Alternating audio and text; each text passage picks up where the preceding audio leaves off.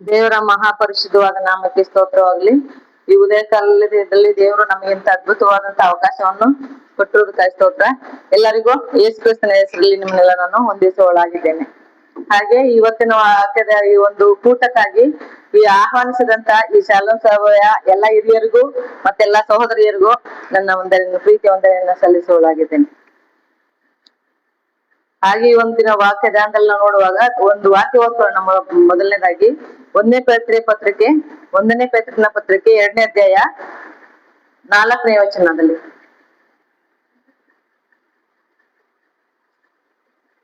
1ನೇ first Peter chapter 2 and verse 4.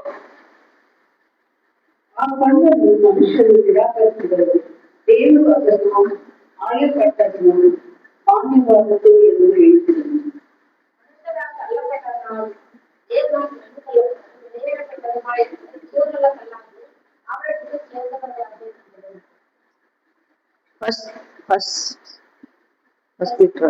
ಹಾಗೆ ಇನ್ನೊಂದು ವಚನ ಓದ್ಕೊಳ್ಳೋಣ. 1ನೇ ತಿಮೋಥೆ ಪತ್ರಿಕೆ 2ನೇ ಅಧ್ಯಾಯ 4ನೇ ವಚನ. எல்லா மனுஷரும் ரட்சிக்கப்படவும் சத்தியத்தை அறிவை அடையவும் அவர் திட்டமுள்ளவராய் இருக்கிறார். ಎಲ್ಲಾ ಮನುಷ್ಯರು ರಕ್ಷಣೆಯನ್ನು ಹೊಂದಿ ಸತ್ಯದ ಜ್ಞಾನಕ್ಕೆ ಸೇರಬೇಕೆಂದು ಆತ್ಮಚಿತ್ತವಾಗಿದೆ.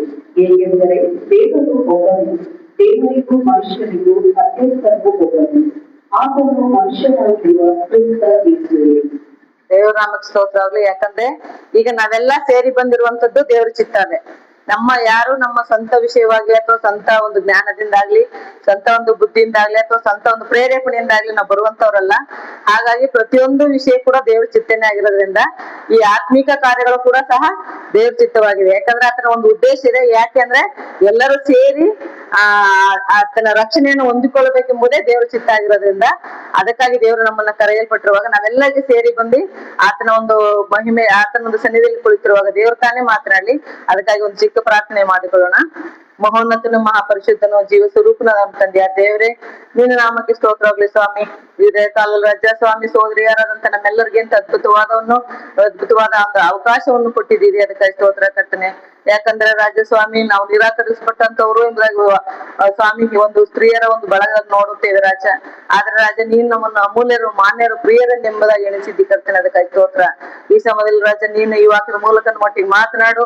ಅವು ಸ್ವಾಮಿ ಪ್ರತಿಯೊಂದು ವಿಷಯದಲ್ಲಿ ಕರ್ತನೆ, ಯಾವ್ಯಾವ ವಿಷಯದಲ್ಲಿ ನಾವು ನೊಂದಿದ್ದೇವೋ, ಅವು ಸ್ವಾಮಿ ಯಾವ ವಿಷಯದಲ್ಲಿ ನಾವು ನಿರಾಶರಾಗಿದ್ದೇವೋ ಆ ಎಲ್ಲಾ ವಿಷಯದಲ್ಲಿ ಕೂಡ ನೀನು ನಮ್ಮೊಟ್ಟಿಗೆ ಮಾತನಾಡಿ ಬೇಕಂತ ಆತ್ಮೀಯ ರಕ್ಷಣೆಯನ್ನು, ಆತ್ಮೀಯ ಬೆಳವಣಿಗೆಯನ್ನು, ಬೇಕಂತ ಸಹಾಯವನ್ನು, ಆಶೀರ್ವಾದನೆಯನ್ನು ಕೃಪೆಯ ಮೂಲಕ ಒದಗಿಸಿ ನೀನು ಮಹಿಮೆ ಹೊಂದಿಕೊಂಡು ಪ್ರತಿಯೊಂದೊಂದು ಸೋದರಿಯರನ್ನು ಕರ್ತನೆ ಬಲಪಡಿಸಿ ಆಶ್ರಯಿಸಬೇಕೆಂದು ಯೇಸು ಕ್ರಿಸ್ತನ ಕೃಪೆಯುಳ್ಳ ನಾಮದಲ್ಲಿ ಸ್ತೋತ್ರಗಳೊಂದಿಗೆ ಬೇಡಿ ಹೊಂದಿದ್ದೇವೆ ನಮ್ಮ ತಂದೆಯೇ, ಆಮೆನ್. ಇವತ್ತಿನ ವಾಕ್ಯದಲ್ಲಿ ಮೊದಲನೇ ಒಂದು ನಾವು ಥೀಮ್ ನೋಡುವಾಗ ಈ ಒಂದು ಕ್ರೈಸ್ತ ಕುಟುಂಬದಲ್ಲಿ ಒಂದು ಸ್ತ್ರೀಯರ ಜವಾಬ್ದಾರಿ, ಕ್ರೈಸ್ತಿಯ ಕುಟುಂಬದಲ್ಲಿ ಸ್ತ್ರೀಯರ ಜವಾಬ್ದಾರಿ ಎಂಬುದಾಗಿ ನಾವು ಒಂದು ಮೊದಲನೇದಾಗಿ ನೋಡ್ಕೊಳ್ಳೋಣ. ಆ ಒಂದು ಸ್ತ್ರೀಯರ ಎಂಬುದಾಗಿ ನೋಡುವಾಗ ಲೋಕದಲ್ಲಿ ಸ್ತ್ರೀಯರು ಒಂದು ಎಷ್ಟೋ ವಿಚಾರದಲ್ಲಿ ಕೆಲವು ಟೈಮಲ್ಲಿ ತುಂಬಾ ಹಳೆ ಕಾಲದಲ್ಲಿ ನೋಡುವಾಗ ತುಂಬಾ ಒಂದು ಅವ್ರೊಂಥರ ದಾಸರ ತರ ನೋಡ್ತಾ ಇದ್ರು. ಅಂದ್ರೆ ಬೇರೆ ಬೇರೆ ವಿಧವಾಗಿ ಅವ್ರನ್ನ ತುಂಬಾ ನಿರಾಕರಿಸಬಹುದು. ಅವ್ರಿಗೊಂದ್ ಸ್ವಲ್ಪ ವ್ಯಾಲ್ಯೂ ಕೂಡ, ಒಂದು ಬೆಲೆನೂ ಇರ್ಲಿಲ್ಲ. ಅಂತ ಒಂದು ಪರಿಸ್ಥಿತಿಯಲ್ಲಿ ಅವ್ರಿಗೇನು ಅಂದ್ರೆ ಅವ್ರಿಗೆ ಪುರುಷರಿಗೆ ಏನ್ ಮಾಡ್ಬೇಕಿತ್ತು, ಅವ್ರ ಹಾಳಾಗಿ ಅವ್ರ ದಾಸರಾಗಿ ಅವ್ರ ಕೆಲಸ ಮಾಡ್ಬೇಕಿತ್ತು. ಆದ್ರೆ ದೇವರ ವಾಕ್ಯದಲ್ಲಿ ನಾವು ನೋಡ್ತೀವಿ, ಎಷ್ಟೋ ಸ್ತ್ರೀಯರು ಅಂದ್ರೆ ಎಷ್ಟೋ ದೈವ ಭಕ್ತರಾದಂತ ಸ್ತ್ರೀಯರು ತಮ್ಮ ಕುಟುಂಬದಲ್ಲಿ ಒಂದು ಅದ್ವಿತೀಯವಾದಂತ ಒಂದು ಸ್ಥಾನವನ್ನು ಹೊಂದಿದವರಾಗಿ ಆ ಒಂದು ಕಾರ್ಯಗಳನ್ನ ಜವಾಬ್ದಾರಿಯುತವಾಗಿ ಮಾಡುವಂತದನ್ನ ನಾವು ನೋಡುವವರಾಗಿದ್ದೇವೆ. ಕುಟುಂಬದಲ್ಲಿ ಸ್ತ್ರೀಗೆ ದೇವರು ಅಮೂಲ್ಯವಾದಂತ ಮತ್ತು ಗೌರವಯುತವಾದಂತ ಸ್ಥಾನವನ್ನ ಮತ್ತೆ ಪ್ರಾಮುಖ್ಯವಾದಂತ ಪಾತ್ರವನ್ನ, ಜವಾಬ್ದಾರಿಗಳನ್ನ ದೇವರು ಕೊಟ್ಟಿರುವಂತದನ್ನ ನೋಡ್ತೇವೆ. ಯಾಕಂದ್ರೆ ಕುಟುಂಬನ ಸ್ಥಾಪಿಸುವವರು ಯಾರು? ದೇವರೇ ಕುಟುಂಬವನ್ನು ಸ್ಥಾಪಿಸೋರು, ಹೆಣ್ಣು ಮಕ್ಕಳಲ್ಲ. ಕುಟುಂಬವನ್ನು ಸ್ಥಾಪಿಸೋರು ಯಾರು? ಪ್ರಾರಂಭದಲ್ಲಿ ಆದಾಮನನ್ನು ಒಂಟಿಯಾಗಿರುವುದು ಒಳ್ಳೆಯದಲ್ಲ ಎಂಬುದಾಗಿ ತಿಳ್ಕೊಂಡು ಆತನಿಗೆ ಸರಿಯಾದಂತ ಸಹಕಾರಿಯನ್ನ ತಾನೇ ಉಂಟು ಮಾಡಿ ಆಕೆಯ ಪಕ್ಕದಲ್ಲಿ ತಂದು ನಿಲ್ಸುವಂತದನ್ನ ನೋಡ್ತೀವಿ. ಅಂದ್ರೆ ಕುಟುಂಬ ಎನ್ನುವಂಥದ್ದನ್ನ ಮಾಡಿದಂತ ಒಂದು ದೇವರು ತಾನೇ ಆಗಿದ್ದಾನೆ. ಹಾಗಾಗಿ ಆ ಕುಟುಂಬದಲ್ಲಿ ಕೆಲವು ಜವಾಬ್ದಾರಿಗಳನ್ನ ಕೊಟ್ಟಿದ್ದಾನೆ, ಪುರುಷನಿಗೂ ಸ್ತ್ರೀಯರಿಗೂ. ಅಂದ್ರೆ ಗಂಡ ಮತ್ತು ಹೆಂಡತಿರಿಗೆ ವಿಶೇಷವಾದಂತ ಅಂದ್ರೆ ವಿಭಿನ್ನವಾದಂತ ಒಂದು ಪಾತ್ರಗಳನ್ನ ಅಥವಾ ಒಂದು ಜವಾಬ್ದಾರಿಗಳ ದೇವರು ಕೊಟ್ಟಿದ್ದಾನೆ. ಅಂದ್ರೆ ಹಾಗಂತ ಸ್ತ್ರೀಯರು ಎರಡನೇ ಸರಿ ಉಂಟಾಗಿದ್ದಾರೆ ಅಂದ್ರೆ ಅವರ ಒಂದು ಕೆಳಗಡೆ ಅಲ್ಲ, ಅಂದ್ರೆ ಕೆಳಸ್ಥಾನ ಅಲ್ಲ. ಗಂಡ ಹೆಂಡತಿ ಇಬ್ರು ಸಮಾನರ ದೇವರ ದೃಷ್ಟಿಯಲ್ಲಿ. ಆದ್ರೆ ಅವರ ಜವಾಬ್ದಾರಿ ಮತ್ತೆ ಪಾತ್ರಗಳು ಅದು ಬೇರೆ ಬೇರೆ ಅಂತ ಇರುವಂತದ್ದಾಗಿದೆ. ಹಾಗಾಗಿ ಈ ನಮ್ಮ ಸತ್ಯವೇದದಲ್ಲಿ ಅನೇಕ ಸ್ತ್ರೀಯರ ಬಗ್ಗೆ ನಾವು ನೋಡ್ತೇವೆ. ಆ ಸ್ತ್ರೀಯರುಗಳು ನೋಡುವಾಗ ಅವ್ರದೇ ಆದಂತ ಒಂದು ರೀತಿಯಲ್ಲಿ, ಅವ್ರದೇ ಆದಂತ ಒಂದು ಶೈಲಿಯಲ್ಲಿ ಅವರ ಕಾರ್ಯಗಳನ್ನ ಅವರು ನಿರ್ವಹಿಸ್ತಾ ಅವರು ತಮ್ಮ ಒಂದು ಸ್ಥಾನವನ್ನು ಉಳಿಸ್ಕೊಂಡಂತವ್ರಾಗಿದ್ದಾರೆ. ಅಂದ್ರೆ ಆ ದೇವರ ಭಕ್ತಿಯರು ಅವ್ರು ಏನ್ ಮಾಡಿದಾರೆ ಅಂದ್ರೆ ದೇವರಿಗೆ ವಿಧೇಯರಾಗಿ ದೇವರ ಚಿತ್ತವನ್ನು ನೆರವೇರಿಸುವವರಾಗಿ ಮತ್ತೆ ಅವರೆಲ್ಲವನ್ನು ಹೊಂದಿದವರಾಗಿ, ಅಂದ್ರೆ ಆತ್ಮೀಯ ಆಶೀರ್ವಾದ, ಭೌತಿಕವಾದ ಆಶೀರ್ವಾದಗಳನ್ನ ಹೊಂದಿದವರಾಗಿ ಆತ್ಮೀಯ ತೃಪ್ತಿ, ಆನಂದ, ಸಮಾಧಾನ, ತಾಳ್ಮೆ ಜೊತೆಗೆ ಅವರು ದೇವರೊಡನೆ ಅವರು ತಮ್ಮನ್ನ ಗುರುತಿಸ್ಕೊಂಡಿದ್ದಾರೆ. ಅಂದ್ರೆ ದೇವ್ರ ಜೊತೆಗಿನ ಅವ್ರ ಒಂದು ಸಂಬಂಧವನ್ನ ಅವರು ಗುರುತಿಸ್ಕೊಂಡಿರುವಂತದನ್ನ ನಾವು ನೋಡುವವರಾಗಿದ್ದೇವೆ. ಈ ಲೋಕದಲ್ಲಿ ಕೂಡ ಅವರು ಆಶೀರ್ವಾದವನ್ನು ಹೊಂದುತ್ತಾ ಮುನ್ನಡೆಯುತ್ತಾ ಪರಲೋಕದ ಬಾಧ್ಯಸ್ಥಿತಿಯನ್ನು ಕೂಡ ಅವರು ಹೊಂದಿದವರಾಗಿದ್ದಾರೆ. ಹಾಗಾಗಿ ಅದಕ್ಕೆ ಹೇಳುತ್ತವ ದೇವರ ವಾಕ್ಯದಲ್ಲಿ ಏನ್ ಹೇಳುತ್ತಪ್ಪ ಅಂದ್ರೆ, ಕರ್ತನಲ್ಲಿ ಭಯಭಕ್ತಿ ಉಳ್ಳವಳು ಸ್ತುತಿ ಪಾತ್ರಳು, ಸ್ತೋತ್ರ ಪಾತ್ರಳು, ದೇವರಾತ್ಮನು ಆಕೆಯನ್ನ ಏನಂತ ಹೇಳಿದ್ರೆ ಅಂದ್ರೆ ಆಕೆ ಶ್ರೇಷ್ಠಳು ಮತ್ತೆ ಆಕೆ ಧನ್ಯಳೆಂಬುದಾಗಿ. ನನ್ ಭಾಷೆ ಅರ್ಥ ಆಗ್ತಿದೆಯಾ ಕನ್ನಡ? ಸಾಮಾನ್ಯ ಇಲ್ಲೆಲ್ಲ ಆಗ್ತದೆ. ಹಾಗಾಗಿ ಶ್ರೇಷ್ಠಳು ಮತ್ತೆ ಧನ್ಯಳೆಂಬುದಾಗಿ ನೋಡ್ತೇವೆ. ಅಂದ್ರೆ ಆ ಕೀರ್ತನೆ ಧ್ಯಾನೋಕ್ತಿ 31:29 ನೋಡೋಣ. 31:29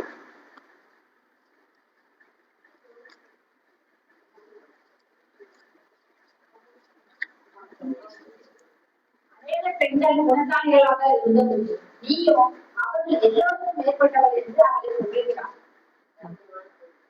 ಓಕೆ, ಕನ್ನಡ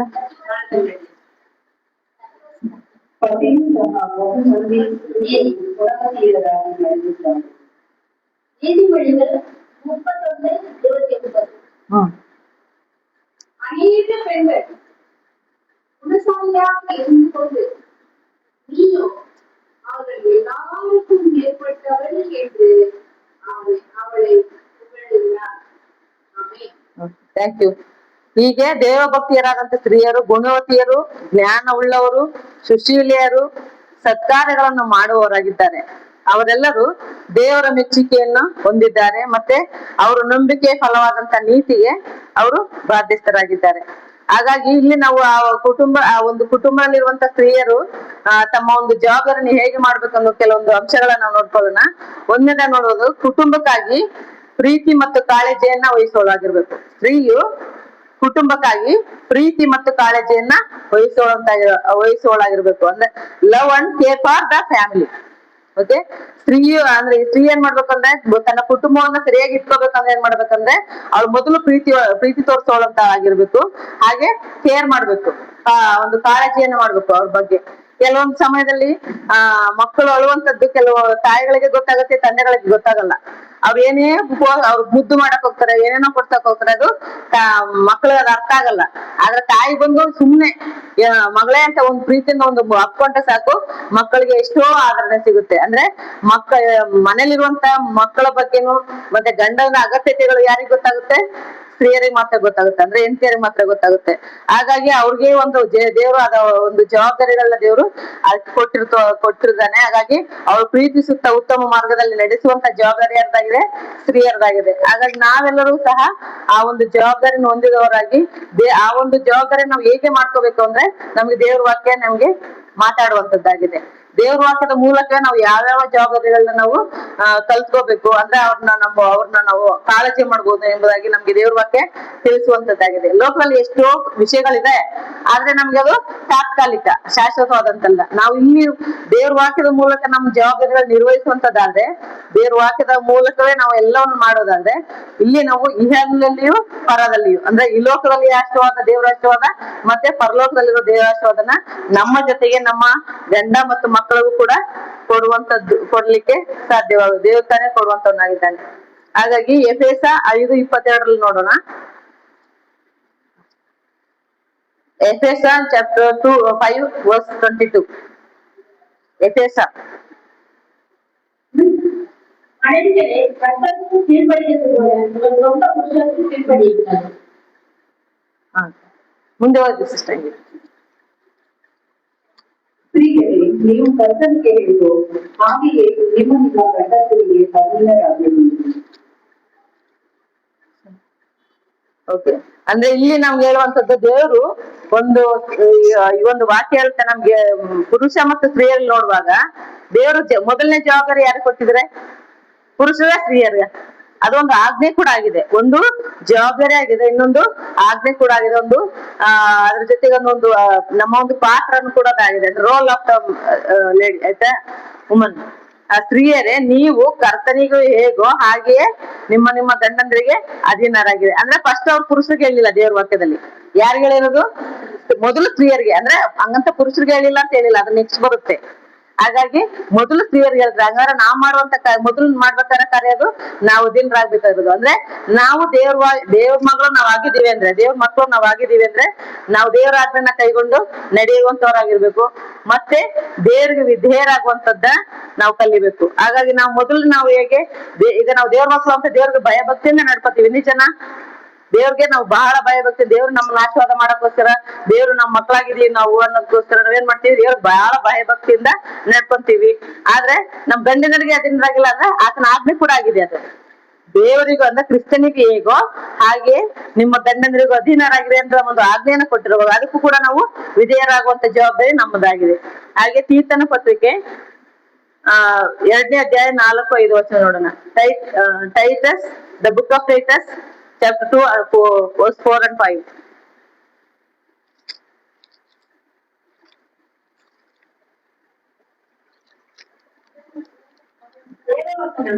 தூஷிக்கப்படாதபடிக்கு வாலிய ஸ்திரீகள் தங்கள் புருஷனிடத்திலும் தங்கள் பிள்ளைகளிடத்திலும் அன்புள்ளவர்களும், செழித்த புத்தி உள்ளவர்களும், கற்புள்ளவர்களும், வீட்டில் தரித்திருக்கிறவர்களும், நல்லவர்களும், தங்கள் புருஷனுக்கு கீழ்ப்படுகிறவர்களுமாய் இருக்கும்படி அவர்களுக்கு படிக்கத்தக்க நற்காரியங்களை ஒதுக்கிறவர்களுமாய் இருப்பவர்கள் முதிர் வயதுள்ள ஸ்திரீகளுக்கு புத்தி சொல்லு. ಇದಲ್ಲದೆ ಅವರು ಪ್ರಾಯಸ್ಥರಿಗೆ ನಿಮ್ಮ ಮೂಲಕ ದೇವರ ವಾಕ್ಯಕ್ಕೆ ದೂಷಣೆಯಾಗದಂತೆ ನೀವು ಗಂಡಂದಿರನ್ನು ಮಕ್ಕಳನ್ನು ಪ್ರೀತಿಸುವವರು, ಸಭೆಯುಳ್ಳವರು, ಪತಿವ್ರತೆಯರು, ಮನೆಯಲ್ಲೇ ಕೆಲಸ ಮಾಡುವವರು, ಸುಶೀಲೆಯರು ನಿಮ್ಮ ಗಂಡಂದಿರಿಗೆ ಅಧೀನರು ಆಗಿರಬೇಕೆಂದು ದೃಢೀಕರಿಸುವ ಹಾಗೆ ಹೋಗಿತ್ತು. ಇಲ್ಲಿ ನಾವು ನೋಡ್ತೀವಿ, ಇಲ್ಲಿ ನಮ್ಮ ಒಂದು ಸೋದರಿಯರಾದಂತ ನಮ್ಮ ಒಂದು ಜವಾಬ್ದಾರಿ ಏನಾಗಿದೆ ಅಂದ್ರೆ, ಗಂಡ ಮಕ್ಕಳನ್ನ ಮೊದಲಾಗಿ ನಾವು ಪ್ರೀತಿಸುವಂತವರಾಗಿರ್ಬೇಕು, ಮತ್ತೆ ಅವ್ರನ್ನ ನಾವು ಕೇರ್ ಮಾಡುವಂತವ್ರಾಗಿರ್ಬೇಕು. ಜೊತೆಗೆ ಏನ್ ಮಾಡ್ಬೇಕಂದ್ರೆ ತಾಳ್ಮೆಯಿಂದ ಅವ್ರನ್ನ ಸಹಿಸ್ಕೋಬೇಕು. ಮನೇಲಿ ನೋಡುವಾಗ ಯಾಕೆ ತಾಳ್ಮೆ ಕೆಡೋದಂದ್ರೆ ಹೆಣ್ಮಕ್ಳಿಗೆ ಜಾಸ್ತಿ. ಎಷ್ಟು ಜಂಜಾಟಗಳಿರ್ತವೆ ಅಂತ ನೋಡುವಾಗಾದ್ರೆ ಆ ಎಲ್ಲಾ ವಿಷಯಗಳೂ ಅಡಿಗೆ ವಿಚಾರದಲ್ಲಿ, ಕ್ಲೀನಿಂಗ್ ವಿಚಾರದಲ್ಲಿ ಅವ್ರಿಗೆ ಬೇಕಾದಂತ ಪ್ರೊವೈಡ್ ಮಾಡ್ಬೇಕು. ಅವ್ರಿಗೆ ಏನ್ ಬೇಕು, ಗಂಡನ ಬೇಕಾದ ನಾವು ಪ್ರೊವೈಡ್ ಮಾಡ್ಬೇಕಾಗುತ್ತೆ, ಒದಗಿಸ್ಬೇಕಾಗುತ್ತೆ. ಮಕ್ಳು ಬೇಕಾದನ್ನು ಒದಗಿಸ್ಬೇಕು. ಈ ಕಡೆ ಮಕ್ಳು ಬುಕ್ಕು ಪೆನ್ ಇಲ್ಲಿ ಅಂತ ಮತ್ತೆ ಅಮ್ಮಂದ್ರೆ ಕೇಳ್ತಾರೆ, ಆ ಕಡೆ ಬಟ್ಟೆ ಇಲ್ಲಿ, ಆ ವಸ್ತು ಇಲ್ಲಿ, ಈ ವಸ್ತು ಇಲ್ಲಿ ಅಂತ ಮತ್ತೆ ಹೆಂಡತಿಯನ್ನ ಕೇಳ್ತಾರೆ. ಈ ಕಡೆ ಎಲ್ಲಾ ಕಡೆನೂ ಗಲಿಬಿಲಿಯಾಗಿ ತಲೆ ಕೆಡ್ಸ್ಕೊಂಡು ಟೆನ್ಷನ್ ಮಾಡ್ಕೊಳ್ತಾ ಇರೋದು ಸ್ತ್ರೀಯ ಜವಾಬ್ದಾರಿ. ಹಾಗಾಗಿ ಏನಿರ್ಬೇಕು, ಮುಖ್ಯವಾಗಿ ದೇವರ ಹತ್ರ ನೋಡ್ತೀವಿ, ನಾವು ತಾಳ್ಮೆಯಿಂದ ಇರ್ಬೇಕು. ತಾಳ್ಮೆಯಿಂದ ಇದ್ಕೊಂಡು ಅವ್ರನ್ನ ಪ್ರೀತಿಯಿಂದ ಸಹಿಸ್ಕೊಂಡು ಅವ್ರಿಗೆ ಬೆಂಬಲಿಸುವಂತವ್ರು, ಅವ್ರ ಅಗತ್ಯತೆಗಳನ್ನ ಪೂರೈಸ್ಕೊಡ್ತಾ ಅವ್ರನ್ನ ಪ್ರೋತ್ಸಾಹ ಪಡಿಸುವಂತವ್ರು ನಾವಾಗಿರ್ಬೇಕು. ಹಾಗಾಗಿ ಈ ತರದ ವಿಷಯಗಳಲ್ಲಿ ನಾವು ಎಷ್ಟೋ ಕುಟುಂಬದಲ್ಲಿ ಈ ತರ ಇಲ್ದಿರ ಅಂದ್ರೆ ನನಗೆ ಎಲ್ಲ ಯಾಕೆ ಹೇಳ್ತೀರಾ, ನನ್ಗ್ ಗೊತ್ತಿಲ್ಲ, ಹಿಂಗ್ ಗೊತ್ತಿಲ್ಲ ಅಂತ ಒಂಥರ ಬೇಜವಾಬ್ದಾರಿತನದಲ್ಲಿ ತಮ್ಮ ಕುಟುಂಬನ ಹಾಳು ಮಾಡ್ಕೊಂಡವ್ರು ಎಷ್ಟೋ ಇದ್ದಾರೆ. ಹಾಗಾಗಿ ಅದಕ್ಕೆ ನಾವು ನೋಡುವಾಗ ಕುಟುಂಬನ ಒಂದೊಂದು ವಿಷಯದಲ್ಲೂ ಅಂದ್ರೆ ಎಲ್ಲ ಕೆಲವು ಟೈಮ್ ನೋಡ್ತೀವಿ, ಅವ್ರ ಮಕ್ಕಳಿಗೆ ಸ್ನಾನ ಮಾಡ್ತಾರೆ, ಯಾರು ತಾಯಂದ್ರ ಸ್ನಾನ ಮಾಡ್ಬೇಕು. ಕೆಲವು ಟೈಮಲ್ಲಿ ನಮ್ಗ ಆಗಲ್ಲ ಅಂತ ಹೇಳಿ ಅವ್ರ ಗಂಡಿಂದ್ರೆ ಮಾಡ್ಸೋದ್ ನೋಡ್ತೀವಿ. ಅವ್ರ ಸ್ಕೂಲ್ಗೆ ಹೋಗಕ್ ರೆಡಿ ಮಾಡ್ಬೇಕಾದ್ರೆ ಅವ್ರ ಗಂಡಿಂದ್ರೆ ಮಾಡ್ತಾರೆ ಕೆಲವು ಟೈಮಲ್ಲಿ. ಅಂದ್ರೆ ಮಾಡ್ಬಾರ್ದು ಅಂತ ಏನಿಲ್ಲ, ಅಗತ್ಯತೆದಾಗ ಮಾಡ್ಲಿ, ಅಂದ್ರೆ ಅವ್ರಿಗೆ ಎಲ್ಲ ಒರ್ಸ್ಬಿಡ್ಬಾರ್ದು. ನಮ್ ಜವಾಬ್ದಾರಿ ಅಗತ್ಯತೆಗೆ ಅವ್ರು ಸಹಾಯ ಮಾಡ್ಬೇಕು. ಆದ್ರೆ ನಮ್ಮ ಕೆಲಸ ಏನಂದ್ರೆ, ನಮ್ ಕೆಲ್ಸದಲ್ಲಿ ನಾವು ನಿರತರಾಗಿ ಪ್ರೀತಿಯಿಂದ ತಾಳ್ಮೆಯಿಂದ ಗಲಿಬಿಲಿಂದ ಮಾಡೋದಾದ್ರೆ BP ಶುಗರ್ ಕಾಯಿಲೆಗಳು ಇರಲ್ಲ. ಎಲ್ಲದಕ್ಕೂ ಟೆನ್ಷನ್ ಆಗುತ್ತೆ, ಮೆಂಟಲಿ ಸ್ಟ್ರೆಸ್ ಆಗುತ್ತೆ, ತಲೆನೋವು ಬರುತ್ತೆ, BP ಶುಗರ್ ಕಾಯಿಲೆಗಳು ಅದು ಮಾಮೂಲಾಗಿ ಬರುತ್ತೆ. ಸೊ ಹಾಗಾಗಿ ಅದಕ್ಕೆ ನಾವು ಉದಾಹರಣೆಯಾಗಿ ನಾವು ಸತ್ಯವೇದದಲ್ಲಿ ಲೇಯಳ ಬಗ್ಗೆ ನೋಡ್ಕೊಳ್ಳೋಣ. ಲೇಯಲ್ ಅವಳು ಏನಾಗಿದ್ದಾಳೆ ಅಂತ ಅವಳು ಒಂದು ಪ್ರಾಬ್ಲಮ್ ಏನಾಗಿತ್ತು, ಸಣ್ಣ ದೃಷ್ಟಿ, ಕಾಂತಿಹೀನಳಾಗಿದ್ಲು. ಹಾಗಾಗಿ ಅವಳ ಮನೇಲಿರುವಂತ ಮಕ್ಕಳಲ್ಲಿ ಅವಳ ತಂಗಿ ಬಂದು ರಾಹೇಲಳಾಗಿರ್ತಾಳೆ. ಮತ್ತೆ ಇವಳು ಲೇಯಳಾಗಿದ್ರು, ಇವಳು ಲೇಯಳ ಅಕ್ಕಳಾಗಿದ್ರು ಕೂಡ ಅವಳು ಕಾಂತಿಹೀನಳಾಗಿದ್ದಾಳೆ. ಹಾಗಾಗಿ ಯಾಕೋಬ ಯಾರನ್ನ ಇಷ್ಟಪಟ್ಟಿದ್ದು, ರಾಹೇಲನ. ಅವಳು ಮೊದಲು ಮಗಳನ್ನ ಮದುವೆ ಮಾಡ್ಬೇಕು, ಅದು ಒಂದು ಕ್ರಮ. ಆದ್ರೆ ಅವಳು ಯಾಕೋಬ ಬಂದು ಅವಳು ಕಾಂತಿಹೀನಳಾಗಿದ್ರಿಂದ ರಾಹೇಲನ ಇಷ್ಟಪಡ್ತಾನೆ, ಅವಳನ್ನ ಮದುವೆಯಕ್ಕೆ ಇಷ್ಟಪಡ್ತಾನೆ. ಆದ್ರೆ ಅವ್ರ ತಂದೆ ಏನೋ ಒಂದ್ ಮಾಡಿ ಯಾವ್ದೋ ಒಂದ್ ವ್ಯವಸ್ಥೆ ಫಸ್ಟ್ ಅವಳ ದೊಡ್ಡವಳ ಮದುವೆ ಮಾಡ್ಬಿಡ ಅಂತ ಮಾಡ್ತಾಳೆ. ಆದ್ರೆ ಯಾಕೋಬ ಏನ್ ಮಾಡ್ತಾನೆ, ಅವನು ಏನ್ ಇಷ್ಟವಲ್ಲದ ರೀತಿಲಿ, ಅಂದ್ರೆ ಯಾವ್ದೋ ಒಂಥರ ಬೇಕಾದ್ರೆ ಅವ್ನು ಗೊತ್ತಿರಲ್ಲ ಮದುವೆ ಮಾಡಿದ ಟೈಮಲ್ಲಿ. ರಾಹೇಲನೇ ಮದುವೆ ಮಾಡಿರ್ತಾನೆ, ಬಹಳ ಕನ್ಸ್ಕೊಂಡಿರ್ತಾನಲ್ವಾ. ಆದ್ರೆ ಮದುವೆ ಮಾಡಿದ್ದ ಯಾರನ್ನ, ಲೇಯಲ್ ಮಾಡಿರ್ತಾಳೆ. ಆದ್ರೆ ಲೇಯಲ್ದ ಒಂದು ದೋಷ ಏನಂದ್ರೆ ಕಾಂತಿಹೀನಳು. ಹಾಗಾಗಿ ಅದನ್ನ ಆದಿಕಾಂಡ 29ನೇ ಅಧ್ಯಾಯ 31 ವಚನ ನೋಡೋಣ.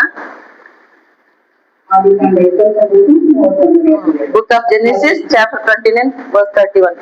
ದೇವರು ಯಾಕೋಬನಿಗೆ ಅಲಕ್ಷ್ಯವಾಗಲೆಂದು ಯೆಹೋವನು ನೋಡಿ ಆಕೆಯನ್ನು ಬದಲಾಗುವಂತೆ ಮಾಡಿದನು.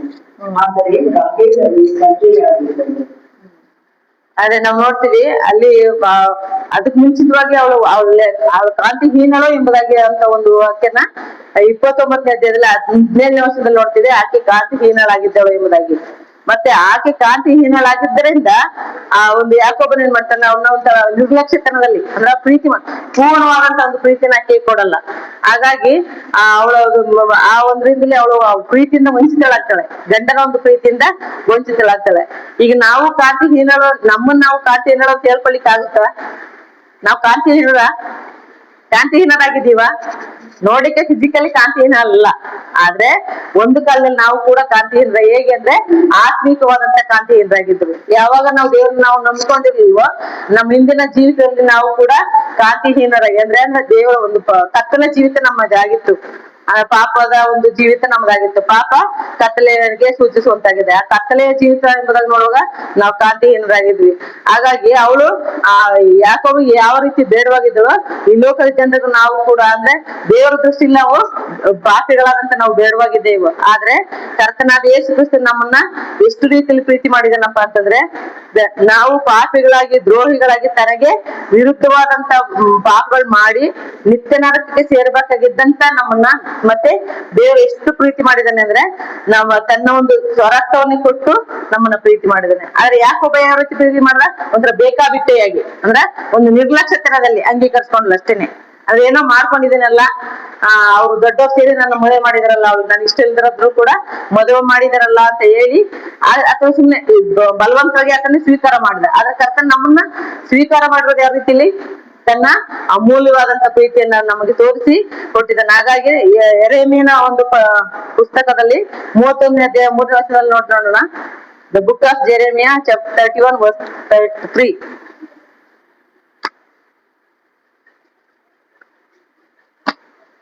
ತೆಗೆದ್ರೆ ಬೇಗ ಹೋದ್ರು ಒಳ್ಳೇದು, ಲೇಟ್ ಆಗುತ್ತೆ. ಜೆರೆಮಿಯಾ 31:3. ನಾನು ನಿನ್ನನ್ನು ಪ್ರೀತಿಸುವುದು ಶಾಶ್ವತ ಪ್ರೇಮವೆಂದರೆ ಆದ ಕಾರಣ ನಿನ್ನನ್ನು ಪಾಪದಿಂದ ತೆಗೆದುಕೊಂಡಿದ್ದೀನಿ. ಈ ಒಂದು ಪ್ರೀತಿನ ಕರ್ತನಾದ ಯೇಸು ಕ್ರಿಸ್ತನು ನಮಗೆ ತೋರಿಸುವಂತನಾಗಿದ್ದಾನೆ. ಯಾಕಂದ್ರೆ ನಾವು ಲೋಕದಲ್ಲಿ ನೋಡುವಂತ ಪ್ರೀತಿ ಅಂದ್ರೆ, ಆಕೆ ಅವಳು ಗಂಡನಿಂದ ಕೈ ಬಿಟ್ಟವಳಾಗಿದ್ಲು, ಕಾಂತಿಹೀನಳು ಅಂದ್ರೆ ಅವಳ ಯಾರು ಕೂಡ ಅವಳ ಸ್ವೀಕಾರ ಮಾಡ್ಕೊಂತಿರ್ಲಿಲ್ಲ. ಅಂತ ಪರಿಸ್ಥಿತಿಯಲ್ಲಿ ಅವಳನ್ನ ಕೈ ಬಿಡದೆ ಇದ್ದಂತ ದೇವ್ರು ಅವಳು ಅಲಕ್ಷ್ಯವಾದವಳೆಂದು ಆಕೆ ಗರ್ಭವತಿ ಆಗುವಂತೆ ಮಾಡಿದಂತ ದೇವ್ರು ಅದೇ ಸಮಯದಲ್ಲಿ ಅದೇ ರೀತಿಯಲ್ಲಿ ಆತ್ಮೀಕರಾಗಿ ಕಾಂತಿಹೀನರಾದಂತ ನಮ್ಮನ್ನ, ಪಾಪಿಗಳಾದಂತ ನಮ್ಮನ್ನ ತನ್ನ ಅಮೂಲ್ಯವಾದಂತ ಪ್ರೀತಿಯನ್ನು ತೋರಿಸಿ ಶಾಶ್ವತವಾದಂತ ಪ್ರೀತಿಯನ್ನು ಕೊಟ್ಟು ನಮ್ಮನ್ನ ಪ್ರೀತಿಯಿಂದ ಸೆಳೆಕೊಂಡಂತನಾಗಿದ್ದಾನೆ. ಅದಕ್ಕೋಸ್ಕರ ತಾನೇ ಕುರೂಪಿಯಾಗಿ ಮಾಡಲ್ಪಟ್ಟನು ಎಂಬುದಾಗಿ ನಾವು ವಾಕ್ಯದಲ್ಲಿ ನೋಡ್ತೇವೆ. ಇದು ಅಮೂಲ್ಯವಾದಂತ ಒಂದು ಪ್ರೀತಿಯನ್ನ ನಾವು ಇಲ್ಲಿಗೆ ನಾವು ನೋಡ್ತೇವೆ. ಬರೀ ಅಷ್ಟೇ ಅಲ್ಲ, ಯೆಹೋವನು ಆಕೆಯನ್ನ ತಿಳಿದನೆಂದು ತಿಳ್ಕೊಂತಾಳೆ. ಅಂದ್ರೆ ಆಕೆ ಬರೇ ಅವಳ ಲಕ್ಷ್ಯ ಮಾಡುವಂತದ್ದೆಲ್ಲ ದೇವ್ರು, ಗರ್ಭಿಣಿಯಾಗಿ ಮಾಡುವಂತದ್ದೆಲ್ಲ ಆಕೆ ಅದನ್ನ ಅವಳು ತನ್ನ ಅನುಭವದ ಮೂಲಕ ಏನ್ ತಿಳ್ಕೊಂತಾಳೆ ಅಂದ್ರೆ, ಆತನ ನನ್ನ ನೋಡುವಂತ ದೇವರು ಎಂಬುದಾಗಿ ತಿಳ್ಕೊಂತಾಳೆ. ಅದನ್ನ ನಾವು ಜೆನೆಸಿಸ್ ಚಾಪ್ಟರ್ 29 verse 32 ಲೇಖನ ಗರ್ಭಿಣಿಯಾಗಿ ಗಂಡು ಮಗುವನ್ನು ಹೆತ್ತು ಯೆಹೋವನು ತನ್ನ ವ್ಯಥೆಯನ್ನು ನೋಡಿದ್ದಾನೆ.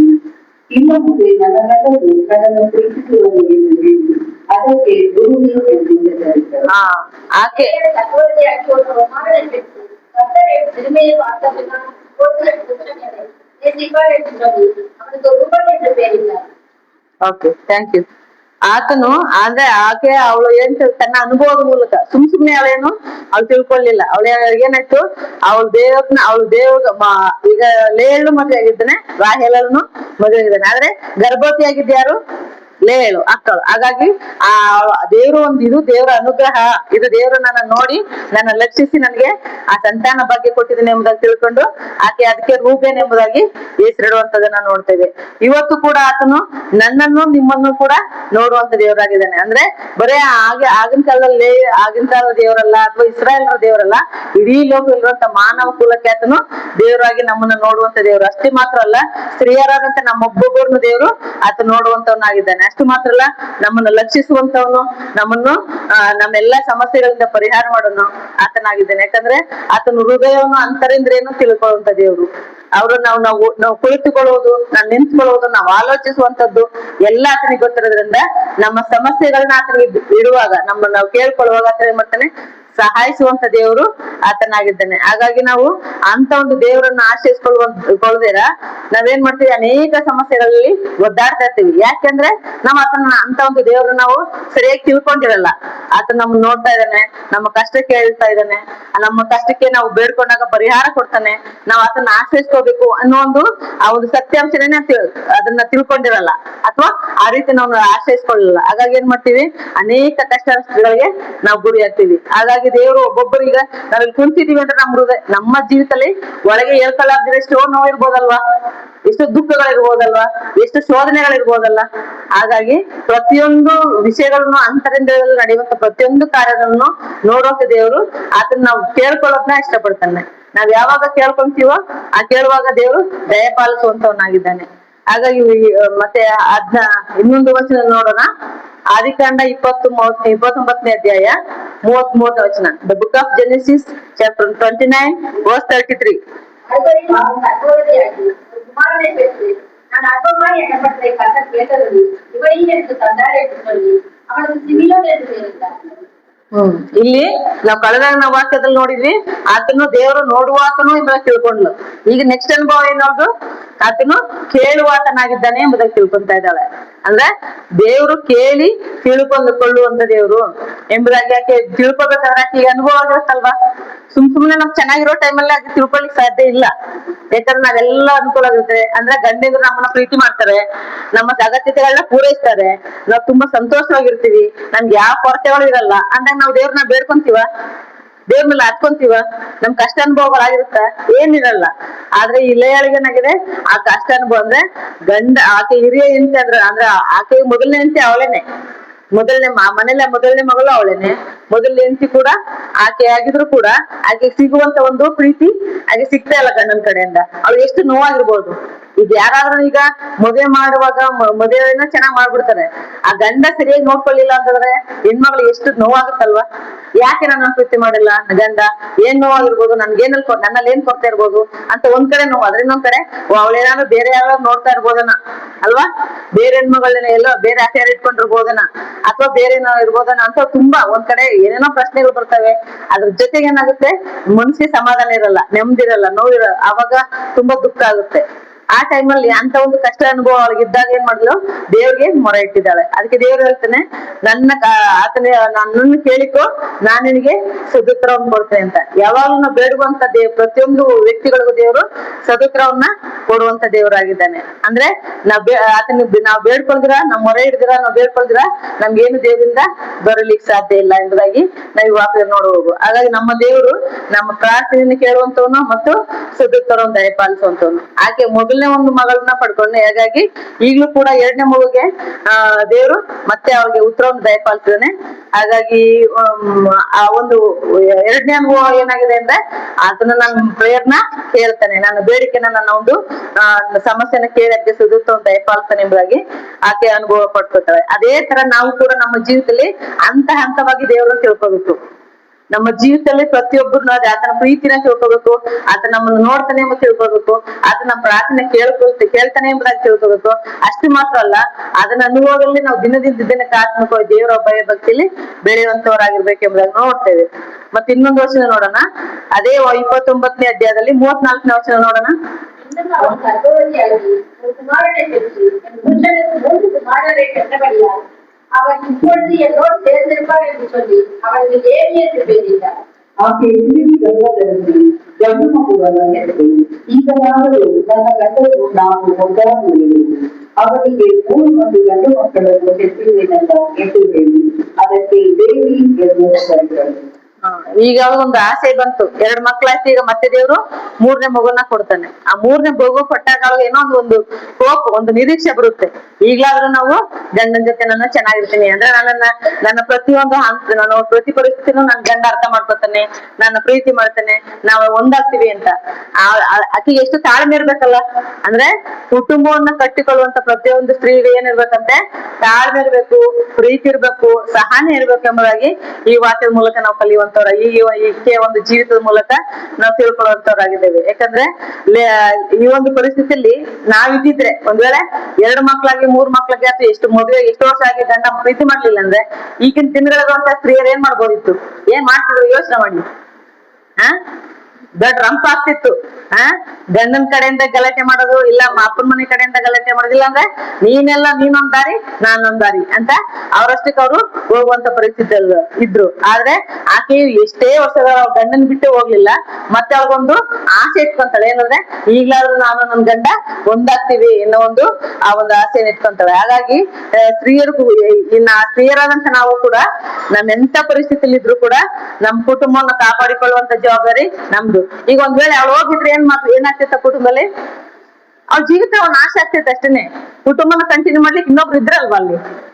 ಹಾಗಾಗಿ ಹೆಂಗೋ ನನ್ಗೆ ಇಷ್ಟ ಒಳ್ಳೆಯವಳು ಓದ್ಲು, ಇನ್ನೊಬ್ಳು ಯಾರಿದ್ದಾಳೆ ನನ್ ಪ್ರೀತಿ ಒಳ್ಳೆಯವಳು, ನನ್ಗೆ ಇಷ್ಟವಾದಂತವಳು ರಾಹೇಲ್ ಇದ್ದಾಳೆ, ಅವ್ಳು ಸಾಕು ನೋಡ್ಕೊಂತ ಬಿಡು ಅಂತ.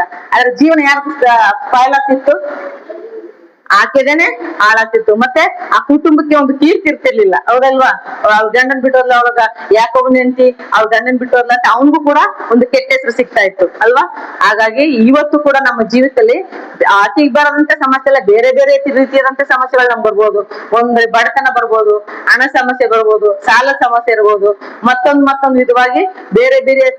ಮತ್ತೆ ನಾವು ಏನು ತಪ್ಪು ಮಾಡಿಲ್ಲ ಅಂದ್ರೆ ಅಟ್ಲೀಸ್ಟ್ ನಾವು ದೇವ್ರ ನಂಬ್ಕೊಂಡ್ರೆ ಸಾಕು, ಸಮಸ್ಯೆಗಳು ಸ್ಟಾರ್ಟ್ ಆಗುತ್ತೆ. ಕೆಲವ್ರು ಹೇಳ್ತಾರೆ, ನಾವು ದೇವ್ರ ನಂಬ್ಕೊಂಡ್ಮೇಲೆ ನಮ್ಮನ್ನೆಲ್ಲ ನಮ್ಮ ಸಂಬಂಧಿಕರು ನಮ್ಮನ್ನ ಕೈ ಬಿಟ್ಬಿಟ್ರು, ನಮ್ಮನ್ನ ಮಾತಾಡ್ಸ್ಲಿಲ್ಲ, ನಮ್ಮನ್ನ ಅವರು ಅಲ್ಲಿಗೆ ಕರೀತಾರೆ, ಇಲ್ಲಿ ಕರೀತಾರೆ, ಪೂಜೆ ಪುರಸ್ಕಾರಕ್ಕೆ ಮತ್ತೆ ಜಾತ್ರೆಗೆ ಹಬ್ಬಕ್ಕೆಲ್ಲ ಕರೀತಾರೆ, ನಾವು ಹೋಗ್ಲಿಲ್ಲ ಅಂತ ನಮ್ಮನ್ನ ಕೈ ಬಿಟ್ಬಿಟ್ರು. ಸಂಬಂಧಿಕರು ಕೈ ಬಿಡೋ ಪರಿಸ್ಥಿತಿ ಬರುತ್ತೆ. ಹಾಗಾಗಿ ಇಂಥ ಸಣ್ಣ ಪುಟ್ಟ ವಿಚಾರದಲ್ಲಿ ನಾವು ಏನ್ ಮಾಡ್ಬೇಕಂತೆ, ಬಹಳ ತಾಳ್ಮೆ ಅಂತ, ಎಂತ ಕಷ್ಟದ ಪರಿಸ್ಥಿತಿ ಬಂದಾಗ್ಲೂ ಕೂಡ ನಾವು ಬಹಳ ತಾಳ್ಮೆ ಉಳ್ಳವರಾಗಿ ಸೇವಿಸ್ಕೊಂಡ ಒಂದು ಕುಟುಂಬವನ್ನ ಕಾಪಾಡ್ಕೊಳ್ಳುವಂತ ಜವಾಬ್ದಾರಿ. ಹಾಗೆ ಪುರುಷನ ಅಂದ್ರೆ ಗಂಡಂದ್ರ ಒಂದು ಕೀರ್ತಿಯನ್ನ ನಾವು ತರುವ ಜವಾಬ್ದಾರಿ ನಮ್ದಾಗಿರ್ಬೇಕು. ಹಾಗಾಗಿ ಕುಟುಂಬದ ಯಜಮಾನ ಯಾರಾಗಿದ್ದಾನೆ, ಪುರುಷನು ಕುಟುಂಬದ ಯಜಮಾನಾಗಿದ್ರು ಕೂಡ ಕುಟುಂಬವನ್ನು ಕಟ್ಟುವಂತವ್ರು ಯಾರು, ಸ್ತ್ರೀಯರಾದಂತ ನಾವೇ ಕುಟುಂಬವನ್ನ ಕಟ್ಟಿಕೊಳ್ಬೇಕು. ಯಾಕಂದ್ರೆ ಜ್ಞಾನಪ್ರಿಯಲ್ಲಿ ನಾವು ಹೇಳ್ತದೆ, ಸ್ತ್ರೀಯರಾದಂತ ಜ್ಞಾನವಂತಿಯರು ಮನೆಯನ್ನ ಕಟ್ಕೊಳ್ಳುವಂತವ್ರು ಎಂಬುದಾಗಿ. ಹಂಗಾಗಿ ಒಂದ್ ವೇಳೆ ಅವರು ತಪ್ಪಾದಂತ ಮಾರ್ಗದಲ್ಲಿ ಇರ್ಬೋದು, ಅವರು ದೇವರಲ್ಲಿ ಆಸಕ್ತಿ ಇಲ್ದಂಗೆ ಇರ್ಬೋದು. ಕೆಲವು ಟೈಮ್ ಎಲ್ಲಾ ಕುಟುಂಬದಲ್ಲೂ ಗಂಡಿಂದ್ರ ಆತ್ಮೀಯ ಆಸಕ್ತಿಯಿಂದ ಇರ್ತಾರ, ವಿಶ್ವಾಸಿಗಳ ಕುಟುಂಬಗಳೇ ಆಗಿರ್ಬೋದು, ಆದ್ರೆ ಅವರು ಎಲ್ಲರೂ ಆಸಕ್ತಿಯಿಂದ ಇರಲ್ಲ. ಕೆಲವು ಟೈಮಲ್ಲಿ ಗಂಡಿಂದ್ರಗಳಿಗೆ ಪ್ರೇಯರ್ ಬರಕ್ ಇಷ್ಟ ಇರಲ್ಲ, ಊಟಗಳಿಗೆ ಹೋಗಕ್ ಇಷ್ಟ ಇರಲ್ಲ, ಬೇರೆ ಬೇರೆ ಬೈಬಲ್ ಹೋಗಿ ಅಂದ್ರೆ ಇಷ್ಟ ಇರಲ್ಲ, ಕುಟುಂಬ ಪ್ರಾರ್ಥನೆ ಮಾಡಿ ಅಂದ್ರೆ ಇಷ್ಟ ಇರಲ್ಲ. ಅಂತ ಟೈಮಲ್ಲಿ ಏನ್ ಮಾಡಕ್ಕಾಗುತ್ತೆ, ನೀನೇ ದಾರ್ಶನಿಕ ಹೋಗಿಲ್ಲ, ನಾನು ಕೂಡ ಓದಲ್ಲ ಬೈಬಲ್, ನಾನು ಪ್ರೇಯರ್ ಮಾಡಲ್ಲ ಅಂದ್ರೆ ಹೇಗಿರುತ್ತೆ ಅವಾಗ ಕುಟುಂಬ ಆತ್ಮಿಕ ಬೆಳಿಲಿಕ್ಕೆ ಆಗುತ್ತಾ? ಹಾಗಾಗಿ ಅವರು ಒಂದ್ ವೇಳೆ ಅವ್ರ ಆತ್ಮೀಕರಾಗಿ ಅಲ್ಲಿ ಬೇರೆ ಒಂದು ವಿಷಯದಲ್ಲಿ ಅವ್ರ ಆಸಕ್ತಿ ಇಲ್ದ ಆಗ್ಲಿ, ಅಥವಾ ಅವ್ರು ತಪ್ಪಾದಂತ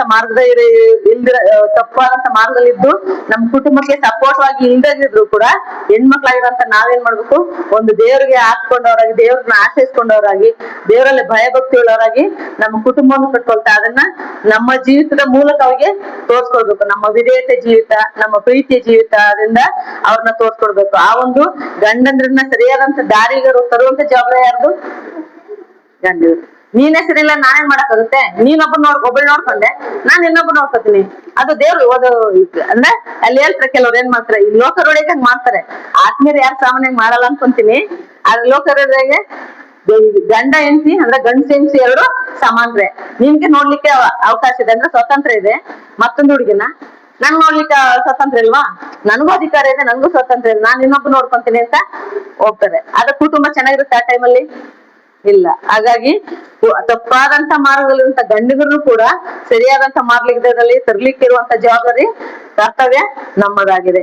ಹಾಗಾಗಿ ನಮ್ಮ ಪ್ರೀತಿ ವಿಧೇಯತೆ ಮತ್ತೆ ನಮ್ಮ ಅನ್ಯೋನ್ಯತೆಯಿಂದ ಅವ್ರನ್ನ ಸರಿ ದಾರಿಗೆ ನಡೆಸುವಂತ ಜವಾಬ್ದಾರಿ ನಮ್ಮದಾಗಿದೆ. ಅಷ್ಟು ಮಾತ್ರ ಅಲ್ಲ, ಅಲ್ಲಿ ನಮಗೆ ಮೊದಲಿಂದ ಯಾರಾಗಿದ್ದಾನೆ, ನಾವೆಲ್ಲ ಸಭೆ ಅಂಗಗಳು, ನಾವು ಸಭೆಯವರು. ಹಾಗಾಗಿ ನಾವು ಇಲ್ಲಿ ಮೊದಲನೇ ಮಾತೇ ನೋಡ್ಕೊಂಡ್ವಿ, ನಿಮ್ಮ ಗಂಡಂದರಿಗೆ ಅಧೀನರಾಗಿರಿ ಅಂತ. ನಾವು ಗಂಡನಿಗೆ ಈ ಲೋಕದಲ್ಲಿ ಗಂಡನಿಗೆ ಅಧೀನರಾಗಿರ್ಬೇಕು, ವಿಧೇಯರಾಗಿರ್ಬೇಕು. ಅದೇ ಸಮಯದಲ್ಲಿ ಆತ್ಮೀಕರಾಗಿದ್ದಂತ ನಾವು ಕೂಡ ಆತ್ಮೀಯ ಮೊದಲಿಂಗನಾದಂತ ಯೇಸು ಕ್ರಿಸ್ತನಿಗೂ ಕೂಡ ನಾವು ಅಧೀನರಾಗಿದ್ಕೊಂಡು ವಿಧೇಯರಾಗಿದ್ಕೊಂಡು ಆತನ ಆಜ್ಞೆಗಳನ್ನು ಅನುಸರಿಸುತ್ತಾ ಆತನ ಚಿತ್ತದಂತೆ ನಾವು ನಡೆಯುವಂತವ್ರು ನಾವು ಆಗಿರ್ಬೇಕು. ಈಗ ಮೊದಲನೇ ಅಂಶ ನಾವು ನೋಡಿದ್ವಿ ಏನಂತ ಅಂತಂದ್ರೆ ಕುಟುಂಬದಲ್ಲಿ ಆತ್ಮೀಯ ಕ್ರೈಸ್ತ ಸ್ತ್ರೀ ಏನಾಗಿರ್ಬೇಕಂತೆ, ಪ್ರೀತಿಯಿಂದ ಮತ್ತೆ ಪ್ರೀತಿ ಮಾಡುವಂತವಳು, ಕಾಳಜಿ ವಹಿಸುವಂತವಳಾಗಿರ್ಬೇಕು. ಅಂದ್ರೆ means love and care for the family, first point. Second point ಬಂದು ಜ್ಞಾನವಂತೆಯಾದಂತವಳು ಏನಾಗ್ಬೇಕು, ತನ್ನ ಮನೆಯನ್ನ ಕಟ್ಟಿಕೊಳ್ಳುವಳು. ಅದು ಸಾಮಾನ್ಯವಾಗಿ ಎಲ್ರಿಗೂ ಫೆಮಿಲಿಯರ್ ಆಗಿ ಗೊತ್ತಿದೆ. ಯಾವುದು ಅದಕ್ಕೆ ಸಂಬಂಧಪಟ್ಟಾದಂತ ಒಂದು ಅಧ್ಯಾಯ ಎಲ್ಲಿದೆ ನೋಡಿದ್ರ ಗೊತ್ತಾ? ಜ್ಞಾನವಂತ ಅಂತ ಸ್ತ್ರೀಯು ತನ್ನ ಮನೆಯನ್ನು ಕಟ್ಕೊಳ್ತಾಳೆ. ಒಂದು ವಚನ ಅದ್ರ ಒಂದು ವಾಕ್ಯ ಬಂದ್ಬಿಟ್ಟು ಎಲ್ಲಿದೆ, ಜ್ಞಾನವಂತ ಪ್ರಾವರ್ಬ್ಸ್ 14 ಚಾಪ್ಟರ್ 1 ವರ್ಸ್ ಅಲ್ವಾ?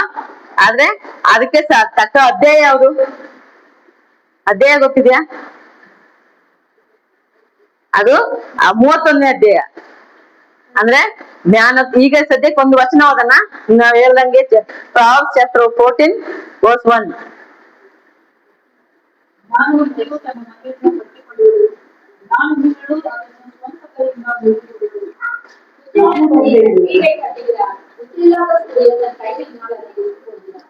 ಓಕೆ, ತನ್ನ ಮನೆಯನ್ನು ಕಟ್ಟಿಕೊಳ್ಳುವನು, ದಾನದಿಂದ ಸ್ವಂತ ಕೈಯಿಂದ ಓದಿಬಿಡುವನು. ಅಂದ್ರೆ ಇಲ್ಲಿ ಸ್ತ್ರೀಯರಂತ ನಾವು ಕೇವಲ ಸುಮ್ನೆ ಏನೋ ಅವ್ರ ಮದುವೆ ಆಗಿದೀವಿ, ನಮ್ ಗಂಡದ ಎಲ್ಲ ನೋಡ್ಕೊಂತಾರೆ, ಎಲ್ಲ ತಂದು ಕೊಡ್ತಾರೆ, ಎಲ್ಲ ಮಾಡ್ತಾರೆ, ನಾವ್ ಗಂಡ ಮಕ್ಕಳನ್ನ ನೋಡ್ಕೊಂಡ್ರೆ ಸಾಕು, ಅಡಿಗೆ ಮಾಡಿ ಇಟ್ರೆ ಸಾಕು, ಅವ್ರ ಚರ್ಚಿಗೆ ಕರ್ಕೊಂಡ್ ಹೋಗ್ತಾರೆ, ಹೋಗೋದು. ಕರ್ಕ ಹೋಗಲ್ಲ, ಹೋಗೋದ್ ಬೇಡ. ಅವ್ರ ಅಡಿಗೆ ಮಾಡ್ಕೊ ಐಟಮ್ ಸಾಮಾನ್ ತರ್ತಾರೆ, ಅಡಿಗೆ ಮಾಡಿ ಇಟ್ರಾಯ್ತು. ಮತ್ತೆ ಮಕ್ಕಳನ್ನ ಓದಿಸೋದಾಯ್ತು, ಬರೋದು. ಇಷ್ಟಕ್ಕೆ ನಾವು ಸೀಮಿತ ಅಲ್ಲ. ನಮ್ಗೆ ಆದಂತ ಒಂದು ಜವಾಬ್ದಾರಿ ಬೇಕಾದ್ರೆ ನಮ್ಗೆ ಜ್ಞಾನ ಕೂಡ ಇರ್ಬೇಕಾಗುತ್ತೆ. ಆ ಜ್ಞಾನ ಎಲ್ಲಿಂದ ಬರುತ್ತೆ? ನಮ್ಗೆ ವಿಶ್ವಾಸಗಳಂತ ನಮ್ಗೆ ಜ್ಞಾನ ಎಲ್ಲಿಂದ ಸಿಗುತ್ತೆ? ದೇವ್ರ ವಾಕ್ಯದ ಮೂಲಕನೇ ನಾವು ಸಿಗುವಂತದ್ದಾಗಿದೆ. ಹಾಗಾಗಿ ನಾವು ದೇವ್ರ ವಾಕ್ಯನ ಯಥೇಚ್ಛವಾಗಿ ನಾವು ಕಲಿಯುವಂತವ್ರಾಗಿರ್ಬೇಕು. ಹಾಗಾಗಿ ಇಲ್ಲಿ ವಾಕ್ಯ ಹೇಳುತ್ತೆ, ಜ್ಞಾನವಂತಿದೆ ತನ್ನ ಮನೆಯನ್ನ ಕಟ್ಟಿಕೊಳ್ಳೋಳು, ಜ್ಞಾನಹೀನಳು ಏನ್ ಮಾಡ್ತಾಳೆ, ಆ ಸ್ವಂತ ಕೈಯಿಂದ ಅದನ್ನ ಮುರಿದು ಬೀಳ್ತಾಳೆ. ಅಂದ್ರೆ ಆ ಮನೆಯನ್ನು ಕಟ್ಟಿಕೊಳ್ಳುವಂತದ್ದು ಅಂದ್ರೆ ಈ ತರ ಬಿಲ್ಡಿಂಗ್ ಅಲ್ಲ, ನಮ್ಮ ಕುಟುಂಬ ಅಲ್ವಾ? ಆ ಕುಟುಂಬನ ಕಟ್ಟಬೇಕಾಗಿರೋ ನಮ್ಗೆ ಏನ್ ಇರ್ಬೇಕಂತೆ? ಬುದ್ಧಿ ಇರ್ಬೇಕು, ಜ್ಞಾನ ಇರ್ಬೇಕು. ಹಾಗಾಗಿ ಇಲ್ಲಿ ಅದಕ್ಕೆ ಒಂದು ಉದಾಹರಣೆಯಾಗಿ ಒಂದು ಸ್ತ್ರೀಯನ್ನ ನಾವು ನೋಡೋಣ. 2ನೇ ಸಮೂಹಲ 14ನೇ ಅಧ್ಯಾಯ 2ರಿಂದ 19 ಓದೋದ್ ಬೇಡ, ಅಷ್ಟು ಟೈಮ್ ಆಗುತ್ತೆ. 2ನೇ ಸಮೂಹಲ 14ನೇ ಅಧ್ಯಾಯ 2ನೇ ವಚನದಿಂದ ನೋಡೋಣ. ಒಂದು ವಚನ ಓದಿ. Second Samuel chapter 14 verse 2.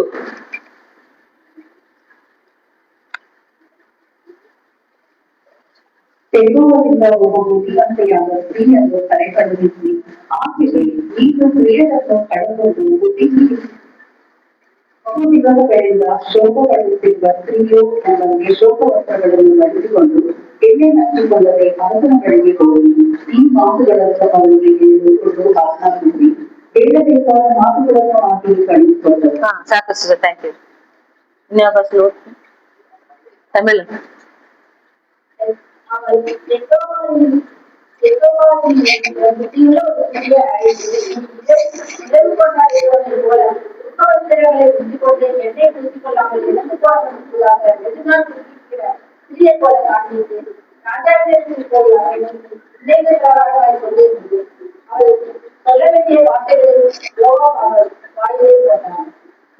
Okay.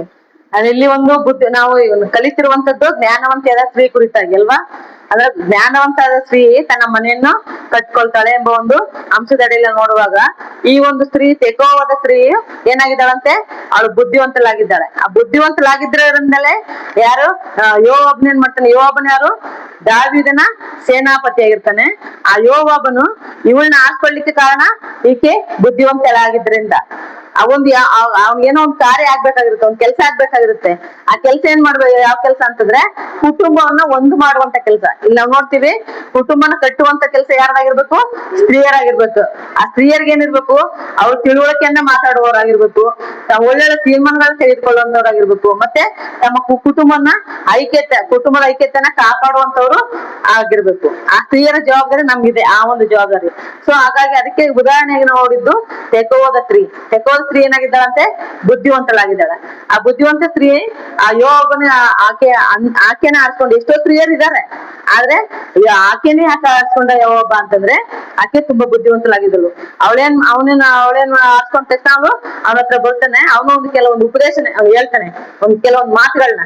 ಏನಂತ, ನೀನ್ ಹೋಗಿ ಒಂದು ರಾಜ ದಾವೀದನಾದಂತ ಅರಸನಾದಂತ ದಾವೀದನ ಹತ್ರ ಹೋಗಿ ನೀನ್ ಇಂತಿಂತ ಮಾತುಗಳನ್ನೇ ಆಡ್ಬೇಕು. ಬುದ್ಧಿವಂತರಿಗೆ ಯಾರು ಮಾತು ಹೇಳ್ಕೊಡೋದು ಅವಶ್ಯಕತೆ ಇದೆಯಾ? ಈಗ ಒಬ್ರು ಬುದ್ಧಿವಂತರು ಅಂದ್ರೆ ಏನಾದ್ರು ಮಾತು ಹೇಳ್ಕೊಡೋದು ಅವಶ್ಯಕತೆ ಇದೆಯಾ? ಇಲ್ಲ. ಏನಾದ್ರು ಏನ್ ಹೇಳ್ಕೊಡ್ರೆ, ನೀವೇನ್ ಹೇಳ್ಕೊಡ್ತೀರಾ, ನನ್ಗೆ ಜಾಸ್ತಿ ಬುದ್ಧಿ ಐತೆ, ನನ್ಗೆ ಅವೆಲ್ಲ ಗೊತ್ತು ಇವೆಲ್ಲ ಗೊತ್ತು ಅಂತ ಎದುರುತ್ರ ಕೊಡೋರು ಇದಾರಲ್ವಾ. ಯಾರಾದ್ರೂ ಬುದ್ಧಿವಂತ ಇಲ್ಲ ಕೆಲವೊಂದ್ ಮಾತು ಕೊಡ್ತೀನಿ, ನೀನ್ ಎಷ್ಟೇ ಬುದ್ಧಿವಂತ ನಾನು ಹೇಳ್ಕೊಡ್ತೇನೆ ಅಂದ್ರೆ ನಿಮ್ದು ಹೇಳೋ ಅವಶ್ಯಕತೆ ಇಲ್ಲ, ನನಗೆ ಎಲ್ಲ ಗೊತ್ತು. ಸೊ ನೀವ್ ಅಂತ ಒಂಥರ ಬಿಸೋಬೇಗ ಅಂತವ್ರು ಇರ್ತಾರೆ, ಅಂದ್ರೆ ಅವಿಧೇಯರಾಗೋರು ಇದ್ದಾರೆ. ಆದ್ರೆ ಅವಳು ವಿಧೇಯತೆಯಿಂದ ಆ ಒಂದು ಮಾತು ಕೇಳ್ಕೊಳ್ಳೋರು ಕೂಡ ಅವಳು ವಿಧೇಯತೆನ ತೋರಿಸ್ತಾ ಅವನ ಹತ್ರ ಹೋಗಿ ಕೆಲವೊಂದು ಮಾತುಗಳನ್ನ ಕೇಳಿಸ್ಕೊಂತಾಳೆ. ಕೇಳಿಸ್ಕೊಂಡು ಏನ್ ಮಾಡ್ತಾರೆ, ಈ ಒಂದು ಅಧ್ಯಯನ ನೋಡಾಗ ಗೊತ್ತಾಗುತ್ತೆ. ಅವಳೇನ್ ಮಾಡ್ತಾಳೆ, ಆ ಯೋಬನ ಹತ್ರ ಮಾತು ಕೇಳಿಸ್ಕೊಂಡು ಹೋಗಿ ಅರಸನ ಹತ್ರ ಆ ಒಂದು ಮಾತನ್ನ ಆಡ್ತಾಳೆ. ಆದ್ರೆ ಅದು ತನ್ನ ಜೀವಿತದಲ್ಲಿ ನಡೆದಿರಲ್ಲ ವಿಷಯ. ಅವನೇನ್ ಹೇಳ್ತಾನೆ, ನನ್ನ ಜೀವಿತದಲ್ಲಿ ಈ ತರ ಆಯ್ತು ಅಂತ ನೀನ್ ಹೇಳು. ಆವಾಗ ರಾಜನಿಗೆ ಗೊತ್ತಾಗುತ್ತೆ, ಏನಂತ ಗೊತ್ತಾಗುತ್ತೆ. ಅವಾಗ ಇರೋ ವಿಷಯ ನಂಗೆ ಹೇಳು ಅಂತ ಹೇಳಿದಾಗ ಅವಳು ಅದೇ ಪ್ರಕಾರ ಚಾಚಿತಪ್ಪಾಗ ಒಂದು ಮಿಸ್ ಮಾಡ್ದಂಗೆ ಹೋಗಿ ಏನ್ ಹೇಳ್ತಾಳೆ, ಯೋವಾಬ ಏನ್ ಹೇಳ್ಕೊಟ್ಟಿರ್ತಾನೋ ಸೇಮ್ ಮಾತುಗಳನ್ನೇ ಅವನ ಹತ್ರ ಹೋಗಿ ಹೇಳ್ತಾನೆ. ಯಾರ ಹತ್ರ? ಅರಸನಾದಂತ ದಾವೀದನ ಹತ್ರ. ಹಾಗಾಗಿ ದಾವೀದನೆಲ್ಲ ಕೇಳ್ಕೊಂಡು ಅವ್ಳಿಗೇನೋ ಒಂದು ಪರಿಹಾರ ಕೊಡ್ಲಿಕ್ಕೆ ಹೋಗ್ತಾನೆ. ಆ ಪರಿಹಾರ ಕೊಡಕ್ ಹೋದಾಗ ಅವ್ಳು ಹೇಳ್ತಾಳೆ, ಆ ಪರಿಹಾರ ನನ್ಗಲ್ಲ, ನನ್ನ ಕ್ಷಮಿಸು, ಆ ಒಂದು ಸ್ಥಾನದಲ್ಲಿರೋನು ನೀನೇ ಎಂಬುದಾಗಿ ಧೈರ್ಯವಾಗಿ ಮಾತಾಡ್ತಾಳೆ ಅರಸನ ಹತ್ರ ಧೈರ್ಯವಾಗಿ ಮಾತಾಡಲೆ ಆ ಅರಸನನ್ನ ಅಪರಾಧಿತನ ನೀನೇ ಅಂತ ಅಪರಾಧ ಮಾಡಿದವನು ಅಂತ ಅವ್ರ ಮೇಲೆ ಹೇಳ್ತಾನೆ. ಅಂದ್ರೆ ಇದಕ್ಕೆಲ್ಲ ಈ ತರ ಎಲ್ಲ ಮಾತಾಡ್ಬೇಕು ಅಂದ್ರೆ ಏನಿರ್ಬೇಕಂತೆ, ಆ ಸ್ತ್ರೀಗೆ ಬುದ್ಧಿ ಇರ್ಬೇಕು, ಆಮೇಲೆ ಧೈರ್ಯ ಇರ್ಬೇಕು. ಅವಳು ಹೋಗಿ ಅರಸನ ಹತ್ರ ಬಹಳ ಧೈರ್ಯವಾಗಿ ಮಾತಾಡ್ತಾಳೆ. ಆ ಮಾತಾಡಿದಾಗ ಅವ್ನಿಗೆ ರಿಯಲೈಸ್ ಆಗುತ್ತೆ ಏನಂತ, ಓ ಇವಳು ನನ್ನನ್ನೇ ಗುರುತಿ ಮಾತಾಡ್ತಾಳೆ ಮೋಸ್ಟ್ಲಿ ಅಂತಂದಾಗ ಅವ್ನಿಗೆ ಗೊತ್ತು, ರಿಯಲೈಸ್ ಆದಾಗ ನಂದೇ ಇದು ತಪ್ಪು ಅಂತಂದಾಗ ಅವನು ತನ್ನ ತಪ್ಪನ್ನ ಸರಿ ಮಾಡ್ಕೊತಾನೆ. ಈಗ ಅವನ ಸ್ಥಾನ ಯಾವುದು? ಅರಸನ ಸ್ಥಾನ. ಅವ್ನ್ ದೊಡ್ಡ ರಾಜ, ಅವನು ಇಡೀ ದೇಶದಲ್ಲಿ ಎಲ್ಲ ಎಷ್ಟೋ ಜನ ಅವನ್ನ ಆಳ್ತಿರುವಂತ ಒಂದು ರಾಜ. ಈ ಒಂದು ಸ್ತ್ರೀ ಮಾತಿಗೆ ಅವಳ ಮಾತನ್ನ ಅವಳ ಮಾತಿಲಿರುವಂತ ಸತ್ಯನ ತಿಳ್ಕೊಂಡು ಏನ್ ಮಾಡ್ದ, ತನ್ನ ತಪ್ಪನ್ನ ಸರಿ ಮಾಡ್ಕೊಂತಾನೆ. ಸರಿ ಮಾಡ್ಕೊಂಡ ಅಪರಾಧ ನೀನೆ ಅಂತಂದಾಗ ಅವ್ನು ರಿಯಲೈಸ್ ಆದ ತಕ್ಷಣ, ಓ ಹಂಗಾರ ಅದನ್ನು ಕೂಡ ನನ್ನ ಸರಿ ಮಾಡ್ಕೊಂತೀನಿ ಅಂತ ತನ್ನ ತಪ್ಪನ್ನ ಸರಿ ಮಾಡ್ಲಿಕ್ಕೆ ಅವಕಾಶ ಇತ್ತು. ಯಾಕಂದ್ರೆ ಅವಳು ಹೇಳ್ಕೊಟ್ಟಿದ್ದಂತ ಒಂದು ಯೋಬನ ಮಾತಿಗೆ ವಿಧೇಯರಾಗಿದ್ಲು, ಧೈರ್ಯ ಇತ್ತು, ಮತ್ತೆ ಬುದ್ಧಿಯಿಂದ ಮಾತಾಡಿದ್ಲು.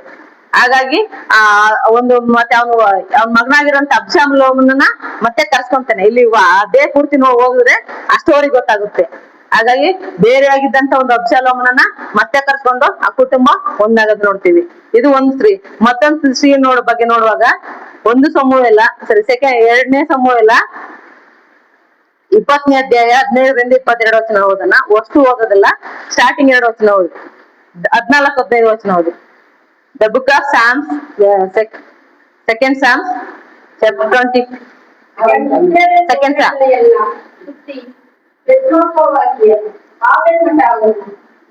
கடைசி மட்டாகவும் வைத்திருந்தார்.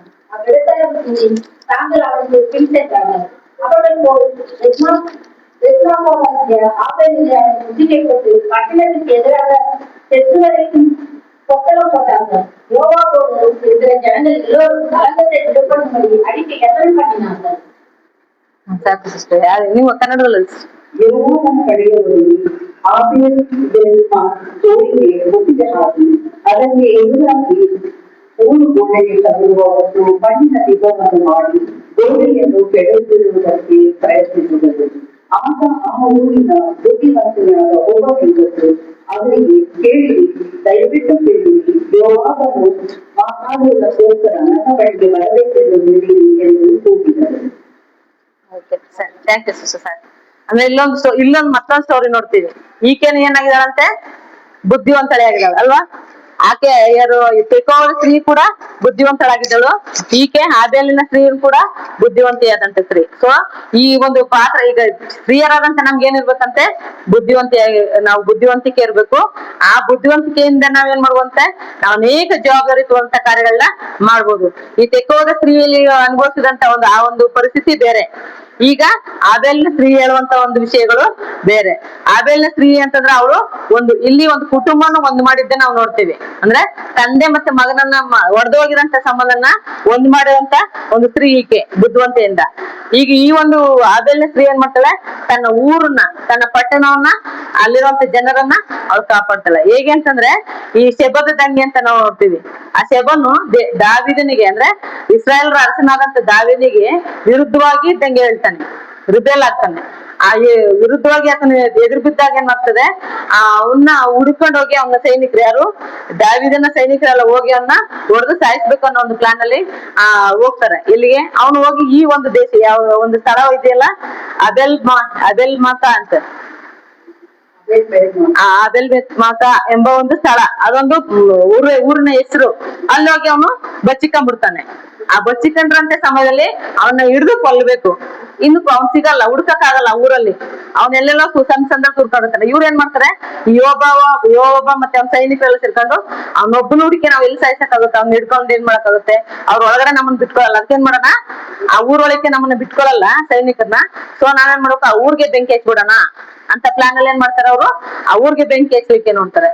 ಆ ಸಮಯದಲ್ಲಿ ಸಮಯನ ವ್ಯರ್ಥ ಮಾಡ್ಕೊಳ್ಳಂಗೆ ತನ್ನ ಒಂದು ಬುದ್ಧಿವಂತಿಕೆಯನ್ನ ತೋರಿಸಿ, ಯಾರು ಆ ಒಂದು ಸ್ತ್ರೀ, ಅಬೇಲಿನ ಸ್ತ್ರೀ ಬುದ್ಧಿವಂತೆಯನ್ನ ತೋರಿಸಿ ತನ್ನ ಟೈಮ್ ನ ವೇಸ್ಟ್ ಮಾಡಲ್ಲ. ಆ ತಕ್ಷಣ ಅವ್ರ ಪ್ಲಾನ್ ಗಳು ನೋಡ್ಕೊಂಡು ಅವ್ರೇನ್ ಮಾಡ್ತಾಳೆ, ಕರೀತಾಳೆ. ಅಲ್ಲಿ ಊರು ಗೋಡೆ ಕೆಡವಿ ಬೀಳದಂತೆ ಅವ್ರು ಹೇಳ್ತಾರೆ. 15 ವರ್ಷದಲ್ಲಿ ನೋಡ್ತೀವಿ, ಆ ಊರಿಗೆ ಮುತ್ತಿಗೆ ಹಾಕಿ ಅದಕ್ಕೆ ಎದುರಾಗಿ ಊರು ಗೋಡೆಗೆ ತಗುಲುವ ಒಂದು ಮಣ್ಣಿನ ದಿಬ್ಬವನ್ನು ಮಾಡಿ ಗೋಡೆಯನ್ನು ಕೆಡವು ಬಿಡೋದಕ್ಕೆ ಪ್ರಯತ್ನಿಸಿದರು. ಅಂದ್ರೆ ಆ ಕೋಟೆನೇ ಅವರು ಕೆಡವು ಬಿಡಬೇಕು ಅಂತ ಹೇಳಿದ್ರು. ಅಂದ್ರೆ ಆ ಗೋಡೆನ ಕೆಡವು ಬಿಟ್ಟು ಅರ್ಥ ಏನು, ಆ ಊರ್ನೇ ನಾಶ ಮಾಡ್ಬೇಕು ಅನ್ನೋ ಪ್ಲಾನ್ ಇದ್ರು. ಯಾರಿಗೋಸ್ಕರ, ಒಂದು ವ್ಯಕ್ತಿಗೋಸ್ಕರ. ಆ ಒಂದು ವ್ಯಕ್ತಿಗೋಸ್ಕರ, ಈ ತಿರುಗಿ ಬಿದ್ರಂತ ಒಂದು ವ್ಯಕ್ತಿಗೋಸ್ಕರ ಅವ್ರು ಊರ್ನೇ ಹಾಳು ಮಾಡ್ಬೇಕು ಅಂದಾಗ ಚುರುಕಾಗಿ ಆ ಕೆಲಸ ಮಾಡಿಲ್ಲ ಬುದ್ಧಿವಂತ ಸ್ತ್ರೀ. ಆ ಕೆಲಸ ಮಾಡ್ಲಿ ಅಂದ್ರೆ ಅದು ನಾಶಕ್ಕೊಳಗಾಗ್ತಿತ್ತು. ಅದಕ್ಕೇನ್ ಮಾಡಿಲ್ಲ ಆ ಬುದ್ಧಿವಂತ ಸ್ತ್ರೀ, ಕೇಳಿರಿ, ದಯವಿಟ್ಟು ಕೇಳಿರಿ, ಯೋಬನು ಮಾತಾಡುವುದಕ್ಕೋಸ್ಕರ ನನ್ನ ಬಳಿಗೆ ಬರಬೇಕೆಂದು ಕೇಳಿರಿ ಎಂದು ಕೂಗಿ ಹೇಳ್ತಾಳೆ. ಇದು ಅವ್ರ ಕುಟುಂಬ ಕಾಪಾಡ್ಲಿಕ್ಕಲ್ಲ, ಅವ್ರಿಗೇನು ಸಮಸ್ಯೆನೇ ಇಲ್ಲ. ಇಲ್ಲೇನಾಗಿದೆ, ಬಂದಿರೋ ಸಮಸ್ಯೆ ಊರಿಗೆ, ತನ್ನ ಊರಿಗೆ, ಊರಿನ ಜನಕ್ಕೆ ಸಮಸ್ಯೆ ಬಂದಿದೆ. ಹಾಗಾಗಿ ಅದಕ್ಕೆ ಬಂದು ಅವ್ರದ್ದು ಯೋಬನ ಜೊತೆಲಿ ಮಾತಾಡ್ತಾಳೆ. ಹಾಗಾಗಿ ನಿಮ್ ಸಮಸ್ಯೆ ಏನು ಅಂತ ಕೇಳ್ತಾಳೆ. ಆ ಸ್ಟೋರಿ ಅದನ್ನ ಆ ಪ್ಯಾಸೇಜ್ ಓದಿದ್ರೆ ಗೊತ್ತಾಗ್ತದೆ. ನಿಮ್ ಸಮಸ್ಯೆ ಏನಂತ ಕೇಳಿದಾಗ ಅವ್ರು ಹೇಳ್ತಾರೆ, ಅವ್ನು ಹೇಳ್ತಾನೆ, ಈ ಒಂದು ಊರು ಬಂದು ಆಬೇಲೂರು ತುಂಬಾ ಪ್ರಸಿದ್ಧಿಯಾಗಿರೋಂತ ಊರು. ಎಲ್ಲಾ ವಿಷಯದಲ್ಲೂ ಕೂಡ ಅಲ್ಲಿ 18ನೇ ವರ್ಷದಲ್ಲಿ ನೋಡ್ತೀವಿ. ಆಗಾಕಿಯು ಪೂರ್ವ ಕಾಲದಲ್ಲಿ ಜನರು ಆಬೇಲಿನವರ ಆಲೋಚನೆಯನ್ನು ಕೇಳೋಣ ಅಂದುಕೊಂಡು ಅವರ ಆಲೋಚನೆಯ ಮೇರೆಗೆ ತೀರ್ಮಾನವನ್ನು ತೆಗೆದುಕೊಳ್ಳುತ್ತಿದ್ದರು ಅಂತ. ಯಾಕಂದ್ರೆ ಅವರು ರಾಜನಿಷ್ಠೆಯುಳ್ಳವರಾಗಿದ್ರು ಅಂತ ಕೆಳಗಡೆ ವಚನದಲ್ಲಿ ನೋಡ್ತೀವಿ. ಅಂದ್ರೆ ಆ ಒಂದು ಊರೇನಾಗಿತ್ತಂತೆ, ರಾಜನಿಷ್ಠೆಯುಳ್ಳದಂತ ಒಂದು ಊರಾಗಿತ್ತು. ಅಲ್ಲಿರೋ ಜನ ನ್ಯಾಯಕ್ಕಾಗಿ ಕೆಲವು ಕೇಳ್ತಾ ಇದ್ರಂತೆ. ಅದಕ್ಕೋಸ್ಕರ ಅಂತ ಒಳ್ಳೆ ಊರ್ನ ನೀವು ಹಾಳು ಮಾಡಕ್ ಬರ್ತಿದ್ದೀರಾ ಅಂತ ಪ್ರಶ್ನೆ ಮಾಡ್ತಾಳೆ ಯೋಬನಿಗೆ. ಹಾಗಾಗಿ ಅವಳೇನ್ ಮಾಡ್ತಾಳೆ, ಹಾಗಾಗಿ ಇಲ್ಲ, ನಾವೇನೋ ಅಂತ ಕೆಟ್ಟ ಆಲೋಚನೆ ನಮ್ಗಿಲ್ಲ, ನಮ್ಗೆ ವಿರೋಧಿ, ಶತ್ರು ಆಗಿರೋಂತ ಒಂದು ವಿರೋಧಿ ನಿಮ್ ಊರಲ್ಲಿ ಬಂದು ಸೇರ್ಕೊಂಡಿದ್ದಾನೆ, ಅವನಿಗೋಸ್ಕರ ನಾವ್ ಈ ತರ ಪ್ಲಾನ್ ಮಾಡಿದ್ದು ಅಂತ ಕೇಳಿದ್ದಕ್ಕೆ ಆಮೇಲೆ ಹೇಳ್ತಾರೆ, ಅವ್ನ್ ಒಬ್ಬನ ವ್ಯಕ್ತಿ ತಾನೇ ನಿಮ್ಗೆ ಬೇಕು, ಸರಿ ನಾನು ಅದ್ ಮಾಡ್ತೀನಿ ಅಂತ ಅಂದ್ಬಿಟ್ಟು ಅವ್ರನ್ನ ಹಿಡ್ಕೊ ಬಂದು ಅವ್ನ ಸಾಯಿಸಿ ಅವ್ನ ತಲೆನ ಆಚೆಗೆ ಸೇವಂತ ರೀತಿಲಿ ವ್ಯವಸ್ಥೆ ಮಾಡ್ತಾಳೆ. ಹಾಗಾಗಿ ಅವರು ಆ ಊರ್ಗೂ ಹೋಗಲ್ಲ, ಆ ಬೆಂಕಿನೂ ಹಾಕಲ್ಲ. ಅಂದ್ರೆ ಆ ಗೋಡೆನ ಕೆಡೋಲ್ಲ, ಆ ಊರಿಗೆ ಬೆಂಕಿನೂ ಕೂಡ ಆಗಲ್ಲ. ಅಂದ್ರೆ ಒಂದು ಸ್ತ್ರೀಯಿಂದ, ಆ ಸ್ತ್ರೀಯ ಬುದ್ಧಿವಂತಿಕೆಯಿಂದ, ಆಕೆ ಒಂದು ಸಮಯ ಪ್ರಜ್ಞೆಯಿಂದ ಏನಾಗುತ್ತೆ, ಇಡೀ ಊರನ್ನ ಮತ್ತೆ ಊರಲ್ಲಿರುವಂತ ಜನರೆಲ್ಲನ್ನ ಕಾಪಾಡ್ತಾಳೆ. ಸೊ ಇವತ್ತಿನ ದಿನದಲ್ಲಿ ನಾವು ಕೂಡ ನಮ್ಮ ಜೀವಿತದಲ್ಲಿ ಏನಾಗಿದೆ ಅಂದ್ರೆ, ಈ ಲೋಕ ಕಾಲವು ಬಹಳ ಕೆಟ್ಟದಾಗಿದೆ, ಮತ್ತೆ ದೇವ್ರು ಬರೋ ಕಾಲ ಬಹಳ ಸಮೀಪವಾಗಿದೆ. ನಮ್ಮ ಜವಾಬ್ದಾರಿ ಏನು ಇವಾಗ? ನಾವು ಅನೇಕ ಆತ್ಮಗಳು ದೇವ್ರ ರಕ್ಷಣೆಯನ್ನ ದೇವ್ರನ್ನೇ ಕಂಡ್ಕೊಂಡಿಲ್ಲ, ಸತ್ಯ ದೇವ್ರನ್ನ ಕಂಡ್ಕೊಂಡಿಲ್ಲ. ರಕ್ಷಣೆ ಅಂದ್ರೆ ಗೊತ್ತಿಲ್ಲ. ಪಾಪ ಅಂದ್ರೆ ಪಾಪ ಎಲ್ಲ ಮಾಡ್ತಾರೆ, ಕಾಮನ್ ಆಗ್ಬಿಟ್ಟಿದೆ ಪಾಪ.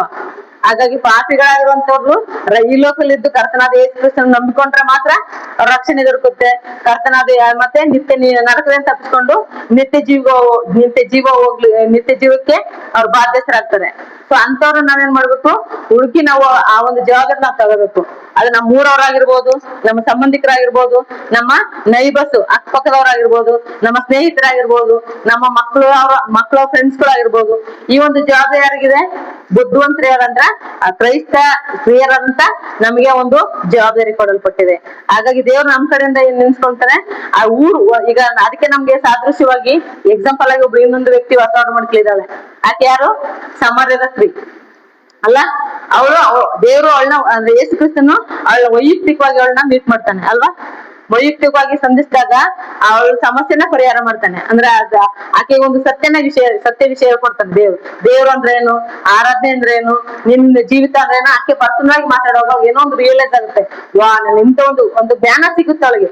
ಆ ಸಿಕ್ಕ ತಕ್ಷಣ ಅವಳು ಏನ್ ಮಾಡ್ತಾಳೆ, ಹೋಗಿ ಬರೀ ತಾನು ನೀರ್ ತಾವಳಿಕೆ ಬಿನ್ಗೆನಲ್ಲಿ ಕೊಡನಲ್ಲಿ ಬಿಟ್ಬಿಟ್ಟು ಏನ್ ಮಾಡ್ತಾಳೆ, ಇಡೀ ಊರ್ ಜನನೆಲ್ಲ ಕರ್ಕೊಂಡ್ಬಿಡ್ತಾಳೆ ಅಲ್ವಾ. ಊರ್ ಜನನೆಲ್ಲ ಕರ್ಕೊಂಡು ಯೇಸು ಕ್ರಿಸ್ತನ ಮಾತನ್ನ ಕೇಳಿದಾಗ ಇಡೀ ಊರ್ ಜನ ಎಲ್ಲ ಯೇಸು ಕ್ರಿಸ್ತನನ್ನ ನಂಬ್ತಾರೆ. ಅಂದ್ರೆ ಅವಳ ಒಂದು ಆತ್ಮಿಕವಾದ ರೀತಿಯಲ್ಲಿ ನಡ್ತಿಲ್ಲಲ್ವಾ. ನಮ್ಮ ಜೀವಿತದಲ್ಲಿ ಕೂಡ ಕರ್ತನಾದ ಯೇಸು ಕ್ರಿಸ್ತ ನಮ್ಗೆ ರಕ್ಷಣೆ ಕೊಟ್ಟಿದ್ದಾನೆ, ನಿತ್ಯ ಜೀವ ಕೊಟ್ಟಿದ್ದಾನೆ, ನಮ್ಮನ್ನ ಪಾಪದಿಂದ ಬಿಡಿಸಿದ್ದಾನೆ. ಬರೀ ಅದು ನಮ್ಗ್ ಮಾತ್ರ ಸೀಮಿತ ಆಗ್ಬಾರ್ದು ಅಲ್ವಾ. ನಮಗ್ ಮಾತ್ರ, ನಮ್ಮ ಕುಟುಂಬಕ್ ಮಾತ್ರ, ನಮ್ಮ ಮಕ್ಕಳಿಗೆ, ನಮ್ಮ ಗಂಡರಿಗೆ ಮಾತ್ರ ಸೀಮಿತ ಅಲ್ಲ, ಅದು ಎಲ್ಲರಿಗೂ ಅನ್ವಯಿಸುವಂತದ್ದಾಗಿದೆ. ಸೊ ಹಾಗಾಗಿ ನಾವು ಬ್ಯಾಡ್ನೋಳರಾಗಿ ಆ ಕಾರ್ಯವನ್ನು ಮಾಡುವಂತವರಾಗಿರ್ಬೇಕು. ಮತ್ತೆ 4ನೇದಾಗ್ ನೋಡ್ತೀವಿ, ಈಗ ಈ ವಿಷಯ ಐತಲ್ಲ, 3ನೇ ವಿಷಯ ನೋಡ್ತೀವಿ, ಸ್ತ್ರೀಯರು ಸತ್ಕಾರ್ಯ ಮಾಡುವುದರಲ್ಲಿ ಆಸಕ್ತರಾಗಿರ್ಬೇಕು ಎಂಬುದಾಗಿ ಅಲ್ಲ. ಸತ್ಕಾರ್ಯ ಮಾಡುವುದಕ್ಕಾಗಿ ಎಫೆಸ ಪತ್ರಿಕೆ ನೋಡಿ, ಎಫೆಸ ಪತ್ರಿಕೆ ಬುಕ್ ಆಫ್ ಎಫೆಸಸ್ ಚಾಪ್ಟರ್ 2. ಸತ್ಕಾರ್ಯ ಮಾಡುವುದಕ್ಕಾಗಿ 2:10.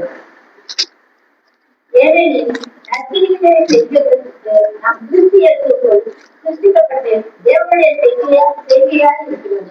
அவைகளை நாம் நடக்கும்படி அவர் முன்னதாக அவைகளை ஆயத்தம் பண்ணியிருக்கிறார். ಸತ್ಕಾರ್ಯಗಳನ್ನು ಮಾಡುವುದಕ್ಕಾಗಿ ಕ್ರಿಸ್ತ ಯೇಸುವಿನಲ್ಲಿ ಸೃಷ್ಟಿಸಲ್ಪಟ್ಟಿರು. ನಾವು ಸತ್ಕಾರ್ಯಗಳನ್ನು ನಡೆಸುವವರಾಗಿ ಬದುಕಬೇಕೆಂದು ದೇವರು ನಮ್ಮನ್ನು ಮೊದಲೇ ಪ್ರೇರಿಸಿದನು. ಇದು ಯಾರಿಗೆ ಹೇಳಿರುವಂತ ಮತ್ತು ದೇವರ ಮಕ್ಕಳಿಗೆ. ಅಂದ್ರೆ ಲೋಕದಲ್ಲಿ ಅನೇಕ ಜನರಿದ್ದಾರೆ, ಲೋಕದಲ್ಲಿ ಎಷ್ಟೋ ಜನರಿದ್ದಾರೆ. ಆದ್ರೆ ದೇವರು ಪ್ರತ್ಯೇಕವಾಗಿ ನಮ್ಮನ್ನ ಸೃಷ್ಟಿಸೋದು ಯಾರಲ್ಲಿ? ಕರ್ತನಾದ ಯೇಸು ಕ್ರಿಸ್ತನಲ್ಲಿ ನಮ್ಮನ್ನ ಹೊಸದಾಗಿ ಸೃಷ್ಟಿಸಿದಾನೆ. ಏನಕ್ಕಾಗಿ? ಸತ್ಕಾರ್ಯಗಳನ್ನ ಮಾಡುವುದಕ್ಕಾಗಿ. ಹಾಗಾಗಿ ನಮ್ಮ ಜವಾಬ್ದಾರಿ ಬರೀ ಕುಟುಂಬದಲ್ಲಿ ಗಂಡ ಮಕ್ಕಳು ನೋಡ್ಕೊಳ್ಳೋದಲ್ಲ, ಮತ್ತೆ ಜ್ಞಾನವಂತರಾಗಿರೋದಲ್ಲ. ಅದ್ರ ಜೊತೆಗೆ 3ನೇ ವಿಷಯ ಏನಂತಂದ್ರೆ ಸತ್ಕಾರ್ಯವನ್ನು ಮಾಡುವಂತವರಾಗಿರ್ಬೇಕು ಎಂಬುದಾಗಿ ದೇವರ ಮಕ್ಕಳಲ್ಲಿ ನಮ್ಗೆ ಉಪದೇಶ ಮಾಡುವಂತದ್ದಾಗಿದೆ. ಇದಕ್ಕೆ ನಾವು ಒಂದು ಉದಾಹರಣೆಯಾಗಿ ಸಾರಳನ್ನ ನೋಡ್ಕೋಬಹುದಲ್ವಾ. ನಾವು ಎಲ್ಲಾ ವಾಕ್ಯಗಳನ್ನ ಓದ್ಲಿಕ್ಕೆ ಟೈಮ್ ಇಲ್ಲ, ಹಾಗಾಗಿ ನಾವು ಸುಮ್ನೆ ನೋಡ್ಕೊಳ್ಳೋಣ. ಅಬ್ರಾಹ್ಮನ ಹೆಂಡತಿಯಾದಂತ ಸಾರಳು ದೇವದೂತರು ಎಂಬುದಾಗಿ ತಿಳಿಯಲಿಕ್ಕೆ, ಅಂದ್ರೆ ದೇವದೂತರು ಅಂತ ಅವ್ರಿಗೆ ಗೊತ್ತಿಲ್ಲ ಅವ್ರಿಗೆ, ಅಂತೇಳಿ ಅವರು ಕರೆದು ಸತ್ಕಾರ್ಯ ಮಾಡೋದನ್ನ ನೋಡ್ತೀವಿ. ಆದಿಕಾಂಡ 18ನೇ ಅಧ್ಯಾಯ 2 ಮತ್ತು 6ನೇ ವರ್ಷದಲ್ಲಿ ನೋಡುವ.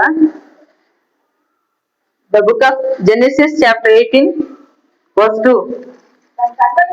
பார்க்கும்போது இதோ 3 புருஷர் அவனுக்கு எதிரே நின்றார்கள்.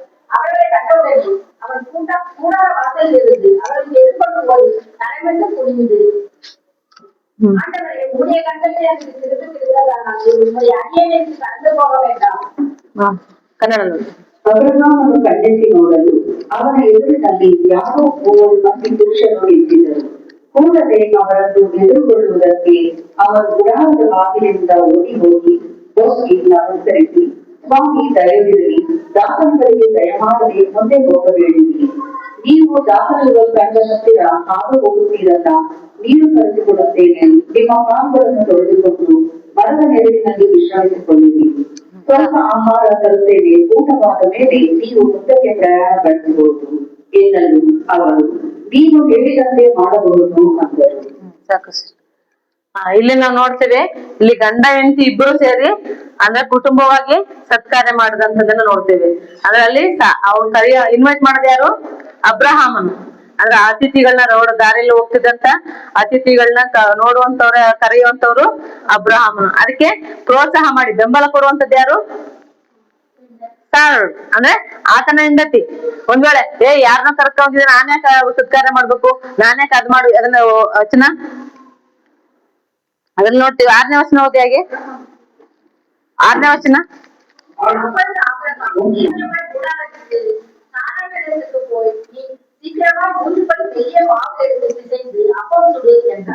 ಸಾಕು ಸಿಸ್ಟರ್.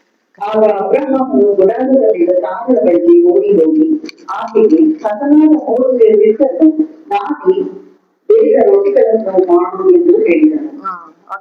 ಇಲ್ಲಿ ಅಬ್ರಹಾಮನ ತನ್ನ ಹೆಂಡತಿಗೆ ಹೇಳ್ತಾನೆ, ಈಗ ಗೆಸ್ಟ್ ಗಳು ಬಂದಿದಾರೆ, ಸೊ ಹಾಗಾಗಿ ನೀನು ಹೋಗಿ ಅಡಿಗೆ ಮಾಡು ಎಂಬುದಾಗಿ ಹೇಳೋದನ್ನ ನೋಡ್ತೀವಿ. ಆ ತಕ್ಷಣಕ್ಕೆ ಏನ್ ಮಾಡ್ತಾಳೆ ಆಕೆ? ಇಲ್ಲ, ನಾನ್ ಮಾಡಲ್ಲ, ನಾನ್ ಮಾಡಕ್ಕಾಗಲ್ಲ ಅಂತ ಅವಳೇನು ಇಲ್ಲ. ಮಾಡಕ್ ಕೆಲ್ಸ ಇಲ್ಲ, ಯಾರಿಗೋ ಬಂದವ್ರಿಗೆಲ್ಲ ನಾವ್ ಮಾಡ್ಲಿಕ್ಕೆ ಆಗುತ್ತಾ? ನಾವ್ ಸತ್ಕಾರ ಮಾಡಿ ನಮ್ಗೆ ಅದೇ ಕೆಲ್ಸನ ಅಂತ ಏನು ಬೇರೆ ಯಾವ ನೆಪನ ಆಕೆ ಹೇಳಲಿಲ್ಲ. ಅದ್ ಬಿಟ್ಟು ಆ ಗಂಡ ಏನ್ ಹೇಳ್ತಾರೋ ಅದಕ್ಕೆ ವಿಧೇಯರಾಗಿ ಸತ್ಕಾರ ಮಾಡುವಂತದ್ರಲ್ಲಿ ಆಸಕ್ತಿ ತೋರಿಸಿ ಪ್ರೀತಿಯಿಂದ ಆ ಕಾರ್ಯನ ಮಾಡ್ತಾರೆ. ಹಾಗಾಗಿ ಅದಕ್ಕೆ ಪ್ರತಿಫಲವಾಗಿ ದೇವರು ಏನ್ ಮಾಡ್ತಾನೆ? 58 ಅಲ್ಲಿ ನೋಡ್ತೀವಿ ನೋಡ್ರಿ, ಅದೇ ಅಧ್ಯಾಯ 58 ವರ್ಷ 58 ವರ್ಷ.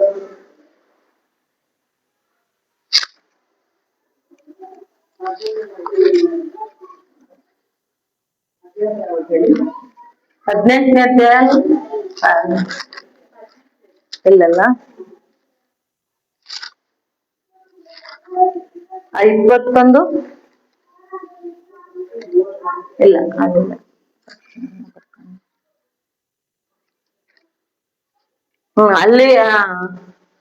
ಅಲ್ಲಿ ನಾವು 13ನೇ ವರ್ಷ ಓದಿ.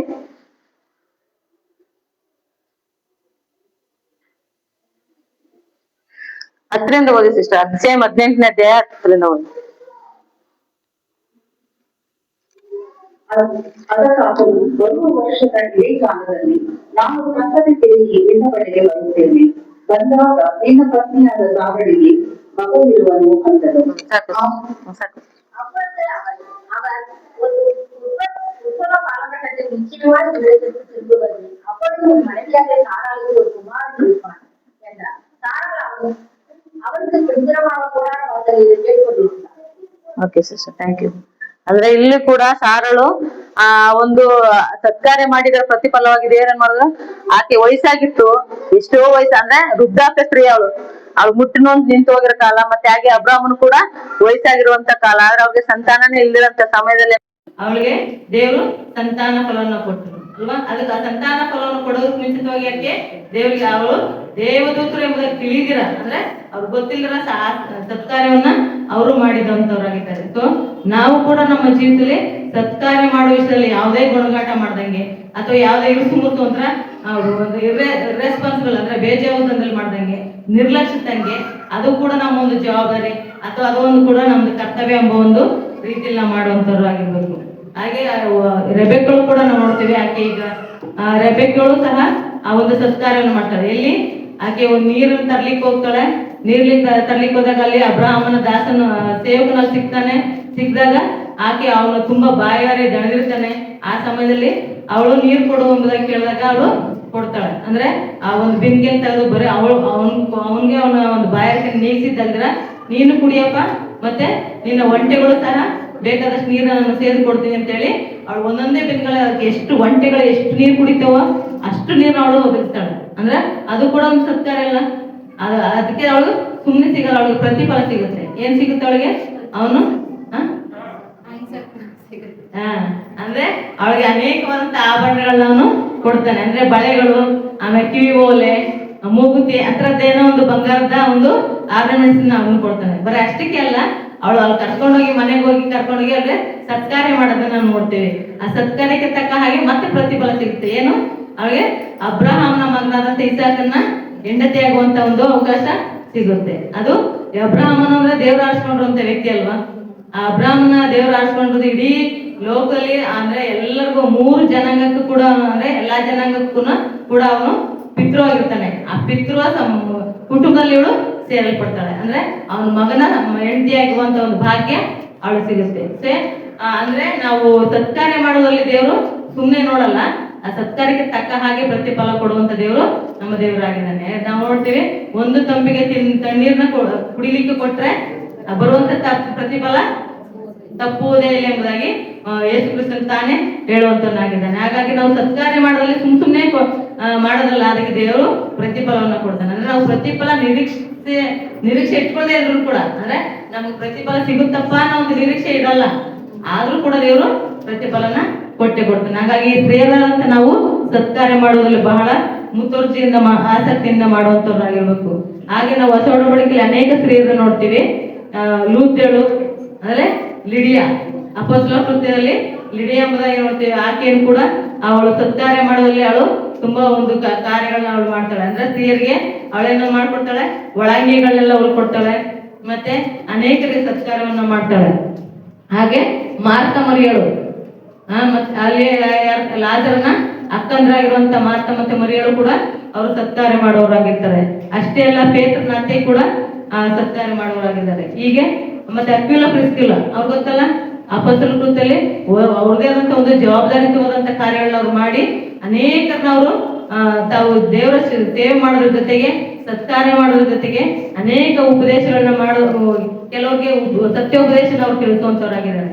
ಅಂದ್ರೆ ಒಂದು ಸಾರಿ ಏನ್ ಮಾಡ್ತಾರೆ ಅಂದ್ರೆ ಅಪೋಲೋಸನ ಹೋಗ್ತಾನೆ, ಅಪೋಲೋಸನ ಸುವಾರ್ತೆ ಹೇಳ್ತಾ ಅನೇಕರಿಗೆ ಉಪದೇಶ ಮಾಡೋ ಟೈಮಲ್ಲಿ ಅವರಲ್ಲಿ ಕೆಲವು ಸಮಸ್ಯೆಗಳು, ಅವನಲ್ಲಿ ಕೆಲವೊಂದು ಬಲಹೀನ ವಿಷಯಗಳು ಸರಿಪಡಿಸಬೇಕಾದ ಕೆಲವು ವಿಷಯಗಳಿರ್ತವೆ. ಆ ಸಮಯದಲ್ಲಿ ಏನ್ ಮಾಡ್ತಾಳೆ ಅವಳು, ಆ ಪ್ರಿಸ್ಕಿಲ್ಲ ಹೋಗಿ ಅದಕ್ಕೆ ಸಪೋರ್ಟಿವ್ ಆಗಿ ಅವಳು ಬೇಕಾದಂತ ಉಪದೇಶವನ್ನ ಮಾಡಿ ಅವ್ರಿಗೆ ಮುನ್ನೆ ಅಂದ್ರೆ ಪ್ರೋತ್ಸಾಹ ಪಡ್ತಾಳೆ.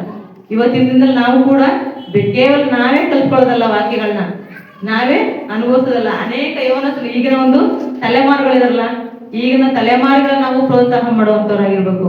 ಅಂದ್ರೆ ಈಗಿನ ಟೀನೇಜ್ ಇರುವಾಗ್ಲೇ, ಮಕ್ಕಳು ಸಣ್ಣವ್ರು ಇರುವಾಗ್ಲೇ ಅವ್ರಿಗೆ ವಾಕ್ಯದಲ್ಲಿ ಬೆಳೆಸುವಂತದ್ದು, ಆಮೇಲೆ ಅವ್ರಿಗೆ ಅನೇಕ ಸತ್ಯೋಪದೇಶಗಳನ್ನ ತಿಳಿಸ್ಕೊಡುವಂತದ್ದು ನಮ್ಮ ಕೆಲಸವಾಗಿದೆ. ಹಾಗಾಗಿ ಈ ರೀತಿಯಾಗಿ ನಮ್ಮ ಜೀವಿತದಲ್ಲಿ ಎಲ್ಲಾ ವಿಷಯದಲ್ಲೂ ಕೂಡ ನಾವು ಆ ಕಾರ್ಯನ ಮಾಡ್ಬೇಕು. 4ನೇದಾಗಿ ನೋಡ್ತೀವಿ, ಶ್ರಮಶೀಲರಾಗಿಯೂ ಜವಾಬ್ದಾರಿಯುತವಾಗಿ ನಾವು ಮಾಡ್ಬೇಕು ಅಂತ. 3ನೇದಾಗಿ ನಾವು ಸತ್ಕಾರ್ಯ ಮಾಡುವವರಾಗಿರ್ಬೇಕು. 4ನೇದಾಗಿ ನಾವು ಶ್ರಮಶೀಲರಾಗಿಯೂ ಜವಾಬ್ದಾರಿಯುತರಾಗಿಯೂ ಮಾಡಬೇಕು ಎಂಬುದಾಗಿ. ಅಂದ್ರೆ ಬಿ ಇಂಟ್ರೆಸ್ಟಿಯಸ್ ಅಂಡ್ ರೆಸ್ಪಾನ್ಸಿಬಲ್ ಅಂತ. ಅಂದ್ರೆ ನಮ್ಮ ಕೆಲಸಗಳು ನಾವು ಹಾರ್ಡ್ ವರ್ಕ್ ಮಾಡ್ಬೇಕು. ದೇವ್ರು ಯಾವಾಗಲೂ ಹಾರ್ಡ್ ವರ್ಕ್ ಮಾಡೋದ್ರ, ಶ್ರಮ ಪಟ್ಟು ಕೆಲಸ ಮಾಡೋದನ್ನ ದೇವ್ರು ಇಷ್ಟಪಡ್ತಾನೆ. ಅಲ್ಲಿ ನಾವು ಒಂದು ಪತ್ರಿಕೆಯಲ್ಲಿ ನೋಡ್ತೀವಿ, ಕೆಲಸ ಮಾಡುವವನೇ ಊಟ ಮಾಡ್ಬೇಕು ಎಂಬುದಾಗಿ. ಅಂದ್ರೆ ನಾವು ಸುಮ್ಮನೆ ಸೋಮಾರಿತನದ ಅನ್ನವನ್ನು ತಿನ್ಬಾರ್ದು, ನಾವು ಕೆಲಸ ಮಾಡುವವರಾಗಿರ್ಬೇಕು ಅಂತ. ಹಾಗಾಗಿ ನಮ್ಗೆ ಸ್ತ್ರೀಯರಾದಂತ ನಮ್ಗೆ ಕೆಲವು ಜವಾಬ್ದಾರಿಗಳಿದ್ಮೇಲೆ ಅನೇಕ ಕೆಲಸ ಕಾರ್ಯಗಳು ಇರ್ತಾವಲ್ವಾ, ಆ ಕಾರ್ಯಗಳು ನಾನ್ ಮಾಡಕ್ಕಾಗಲ್ಲ, ನೀನ್ ಮಾಡ್ಬಿಡು, ಅದನ್ಯಾರು ಮಾಡ್ಬಿಡು ಅಂತ ಅಡಿಗೆ ಕೆಲಸನ ಕಣ್ಣಿನ ಹೇಳೋರು ಇಲ್ವಾ? ಅಂದ್ರೆ ಎಲ್ಲ ಟೈಮ್ ಅಲ್ಲ, ಕೆಲವು ಟೈಮಲ್ಲಿ ಈಗ ಅವ್ರಿಗೆ ಅನಾರೋಗ್ಯ ಇರ್ತದೆ, ಬಲಹೀನತೆ ಇರುತ್ತೆ, ಆ ಟೈಮಲ್ಲಿ ಮಾಡೋದು ಅವ್ರ ಕರ್ತವ್ಯ, ಮಾಡ್ತಾರೆ, ಮಾಡ್ಬೇಕು. ಇಲ್ಲ ನಾನು ಡ್ಯೂಟಿಗೆ ಹೋಗಿ ಬಂದಿದ್ದೀನಿ, ನೀನ್ ಸ್ವಲ್ಪ ಟೀ ಮಾಡ್ಕೊಟ್ಬಿಡು, ನೀನೇ ಸ್ವಲ್ಪ ಅಡಿಗೆ ಮಾಡ್ಕೊಡು ಪ್ಲೀಸ್ ಅಂತ ನೈಸ್ ಹೊಡೆಯವ್ರು ಇರ್ತಾರೆ. ಎಷ್ಟೋ ಗಂಡಿನರಿಗೆ ತಾವೇ ಒಂಥರ ಗುಲಾಮರ ತರ ಇಟ್ಕೊಂಡು ಈ ಕೆಲಸನ ಮಾಡ್ಕೊಂತಿರ್ತಾರೆ. ದೇವರಲ್ಲಿ ನಮ್ಗೆ ಹೆಣ್ಮಕ್ಳಿಗೆ ಅಂತ ಅವಕಾಶ ಕೊಟ್ಟಿಲ್ಲ. ಅವರು ಪ್ರೀತಿಯಿಂದ ಸಮಾನವಾಗಿ ನಮ್ಗೆ ಪ್ರೀತಿ ಮಾಡ್ಕೊಡ್ಬೋದು, ಅವ್ರು ಮಾಡ್ಕೊಟ್ರೆ. ನಾವು ಬಲವಂತವಾಗಿ ಅವ್ರನ್ನ ಅಧೀನರಾಗಿ ಇಟ್ಕೊಂಡು ಮಾಡ್ಸೋದನ್ನ ದೇವರು ಎಷ್ಟು ಮಾತ್ರಕ್ಕೂ ಒಪ್ಪಲ್ಲ. ಹಾಗಾಗಿ ನಾವು ಶ್ರಮಶೀಲರಾಗಿ ನಾವು ಕೆಲಸ ಮಾಡುವಂಥದ್ದನ್ನ ನಾವು ದೇವರು ನಮ್ಗೆ ಹೇಳ್ಕೊಟ್ಟಿದ್ದಾನೆ. ಅದರಲ್ಲಿ ಜ್ಞಾನೋಕ್ತಿ 31ನೇ ಅಧ್ಯಾಯ 10ನೇ ವಿಷಯದಿಂದ Proverbs 31 verse 10-31.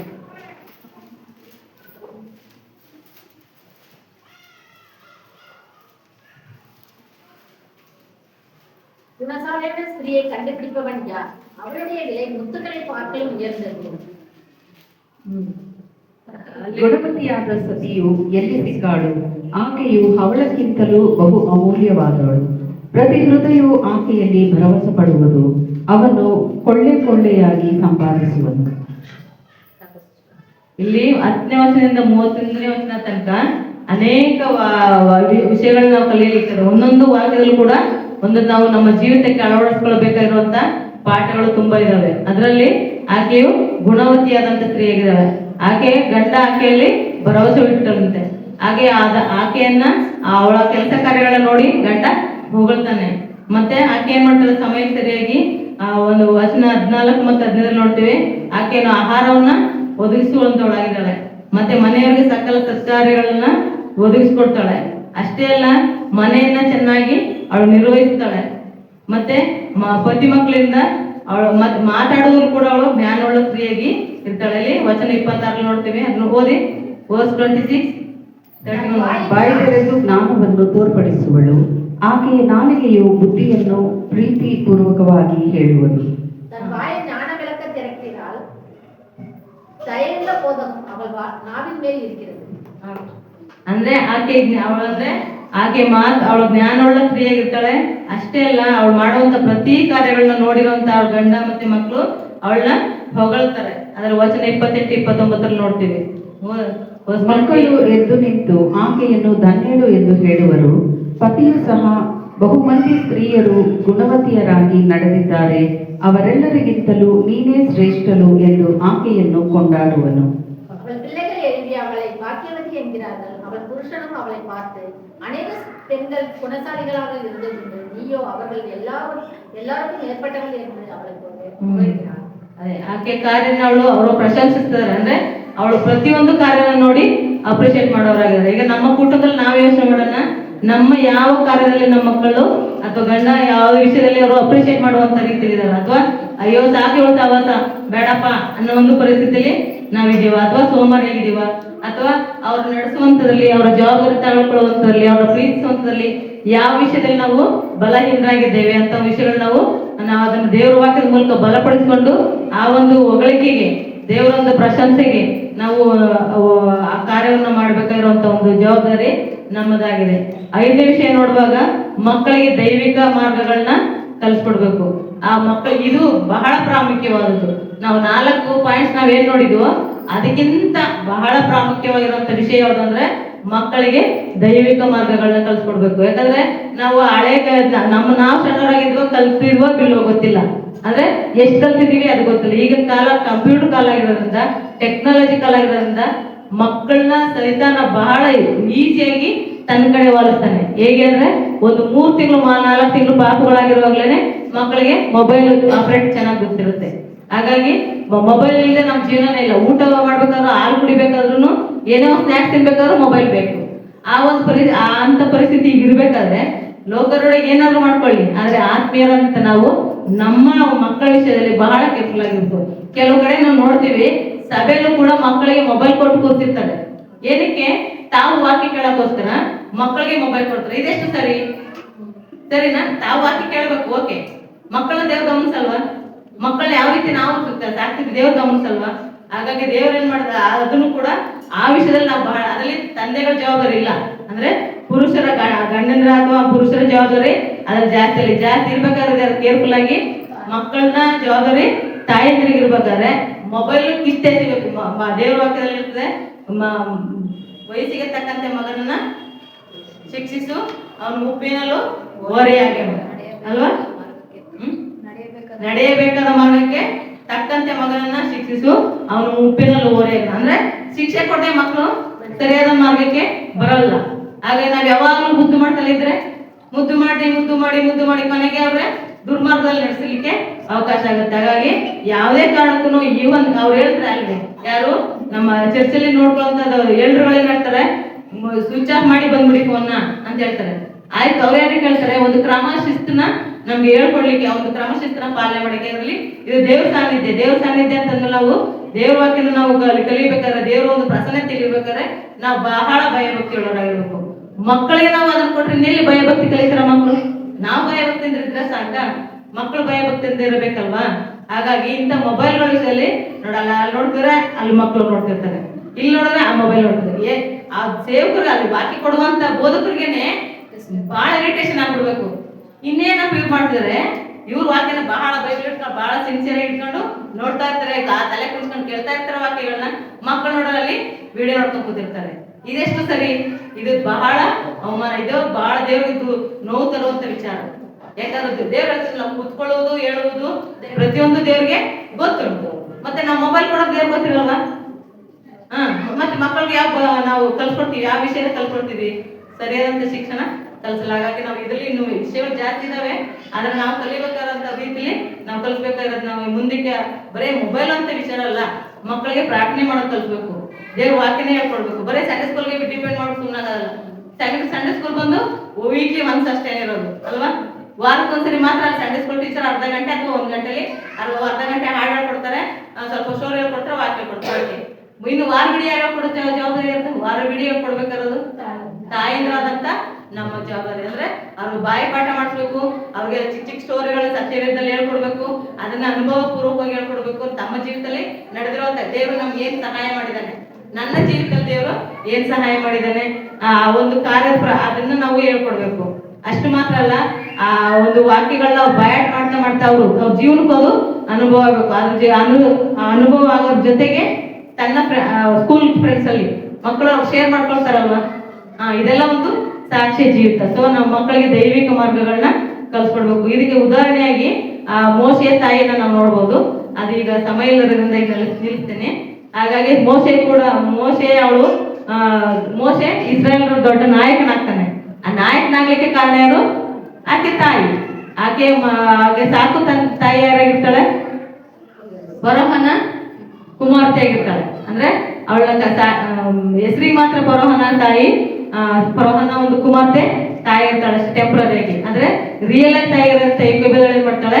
ಅವಳನ್ನ ಕರ್ಕೊಂಡು ಸಾಕಿ ತನ್ನ ಜನಾಂಗದ ಬಗ್ಗೆ ಎಲ್ಲರೂ ವಿಷಯ ತಿಳಿಸ್ಕೊಟ್ಟಾಗ ಏನ್ ಮಾಡ್ತಾನೆ ಅವನು ಅದನ್ನ ಒಂದೊಂದು ವಿವರ ಕಲ್ತ್ಕೊಂಡು ಏನ್ ಮಾಡ್ತಾನೆ, ಕೊನೆಗೆ ಅವನು ಈ ಒಂದು ಬರೋಹನ ಒಂದು ಆಸ್ತಿ ಐಶ್ವರ್ಯ ನನಗೆ ಬೇಡ, ಈ ದೇಶದ ಐಶ್ವರ್ಯ ನನಗೆ ಬೇಡ, ನನಗೇನ್ ಬೇಕು? ಇಸ್ರಾಯೇಲ್ ಜೊತೆಗೆ ಇಟ್ಕೊಂಡು ನಾನು ಶ್ರಮೆಯನ್ನ ಅನುಭವಿಸ್ತೀನಿ ಎಂಬುದಾಗಿ ನೋಡ್ತೀವಿ. ಅಲ್ಲಿ ಇಬ್ರಿಯ ಪತ್ರಿಕೆಯಲ್ಲಿ 11ನೇ ಅಧ್ಯಾಯ, ದ ಬುಕ್ ಆಫ್ ಇಬ್ರೂಸ್ ಚಾಪ್ಟರ್ 11:24 ಅದೊಂದು ಓದ್ಬಿಡೋಣ, ಮುಗಿತು ಬೇಗ ಮುಗಿತು.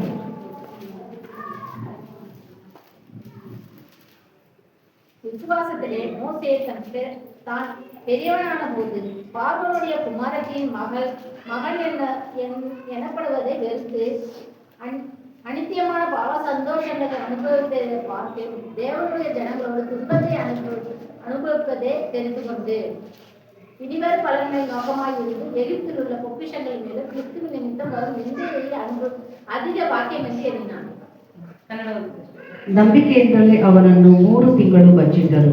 ಮೋಶೆಯು ದೊಡ್ಡವನಾದ ಮೇಲೆ ಫರೋಹನ ಕುಮಾರ್ತೆಯ ಮಗನೆನಿಸಿಕೊಳ್ಳುವುದು ಬೇಡವೆಂದದ್ದು ನಂಬಿಕೆಯಿಂದಲೇ. ಸ್ವಲ್ಪ ಕಾಲ ಪಾಪಭೋಗಗಳನ್ನು ಅನುಭವಿಸುವುದಕ್ಕಿಂತ ದೇವರ ಜನರೊಂದಿಗೆ ಕಷ್ಟವನ್ನು ಅನುಭವಿಸುವುದೇ ಒಳ್ಳೆಯದೆಂದು ತೀರ್ಮಾನಿಸಿಕೊಂಡನು. ಈ ಒಂದು ತೀರ್ಮಾನ ಬರ್ಲಿಕ್ಕೆ ಇಸ್ರಾಯೇಲ್ ನಾಯಕನಾದಂತ ಮೋಶೆಗೆ ಈ ತೀರ್ಮಾನ ಬರ್ಲಿಕ್ಕೆ ಕಾರಣ ಯಾರು? ಆಕೆ ತಾಯಿಯಾದಂತ ಯುಕ್ಯೋಬದಳು. ಅಂದ್ರೆ ಆ ಯುಕ್ಯೋಬದಳು ಮಾಡುವಂತ ಕಾರ್ಯ ನೋಡ್ಲಿಕ್ಕೆ ಅದು ಸಿಂಪಲ್ ಆಗಿರ್ಬೋದು, ಅದು ಈಗ ದೊಡ್ಡ ಕಾರ್ಯವನ್ನು ಸಾಧನೆ ಮಾಡಿದಂತ ಒಂದು ಸಾಧನೆಯನ್ನ ಇಲ್ಲಿ ನಾವು ನೋಡ್ತೇವೆ. ಹಾಗಾಗಿ ದೇವರು ಈ ವಾಕ್ಯವನ್ನು ಆಶ್ರಯಿಸಿ ನಾವು ಇವತ್ತು ನಮ್ಮ ಮಕ್ಕಳು ಚಿಕ್ಕವರಾಗಿರ್ಬೋದು, ನಾವು ನೋಡ್ಲಿಕ್ಕೆ ಯಾರು ಗುರ್ತು ಇರ್ಬೋದು, ಸಭೆಯಲ್ಲಿ ಗುರ್ತಿರಲ್ಲ, ಅಥವಾ ನಮ್ಮ ಸುತ್ತಮುತ್ತ ಜನಗಳು ನಮ್ಮ ಸಂಬಂಧಿಕರ ಮೊದಲ ಯಾರು ಏನೂ ಇರಲ್ಲ. ಆದ್ರೆ ನಾವು ಒಳಗೆ ನಮ್ಮ ಮಕ್ಕಳನ್ನ ಒಳ್ಳೆ ರೀತಿ ಪಾಠ ಕಲಿಸಿ ದೇವರ ಸಾನ್ನಿಧ್ಯದಲ್ಲಿ ಬೆಳೆಸಿ ದೇವರ ವಾಕ್ಯದಲ್ಲಿ ಬೆಳೆಸೋದಂದ್ರೆ ದೇವರು ಅವ್ರನ್ನ ಉನ್ನತ ಸ್ಥಿತಿ ತಂದಾಗ ಅದರ ಒಂದು ಹೊಗಳಿಕೆ ಯಾರಿಗೆ? ತಾಯಿಯಾದಂತ ನಮಗೆ ಸಿಗುವಂಥದ್ದು. ಅದಕ್ಕೆ ಅಷ್ಟೇ ಅಲ್ಲ, ದೇವರು ಇದನ್ನ ಇಷ್ಟಪಡುವಂತವನಾಗಿದ್ದಾನೆ. ಅದಕ್ಕೆ ದೊಡ್ಡ ಆಶೀರ್ವಾದವನ್ನು ದೇವತಾನೆ ಕೊಡುವಂತನಾಗಿದ್ದಾನೆ. ಹಾಗಾಗಿ ಒಂದು ಸಂದೇಶವನ್ನ ನಮ್ಮೆಲ್ಲರ ದೇವತಾನೆ ಹಾರಿಸಿದ.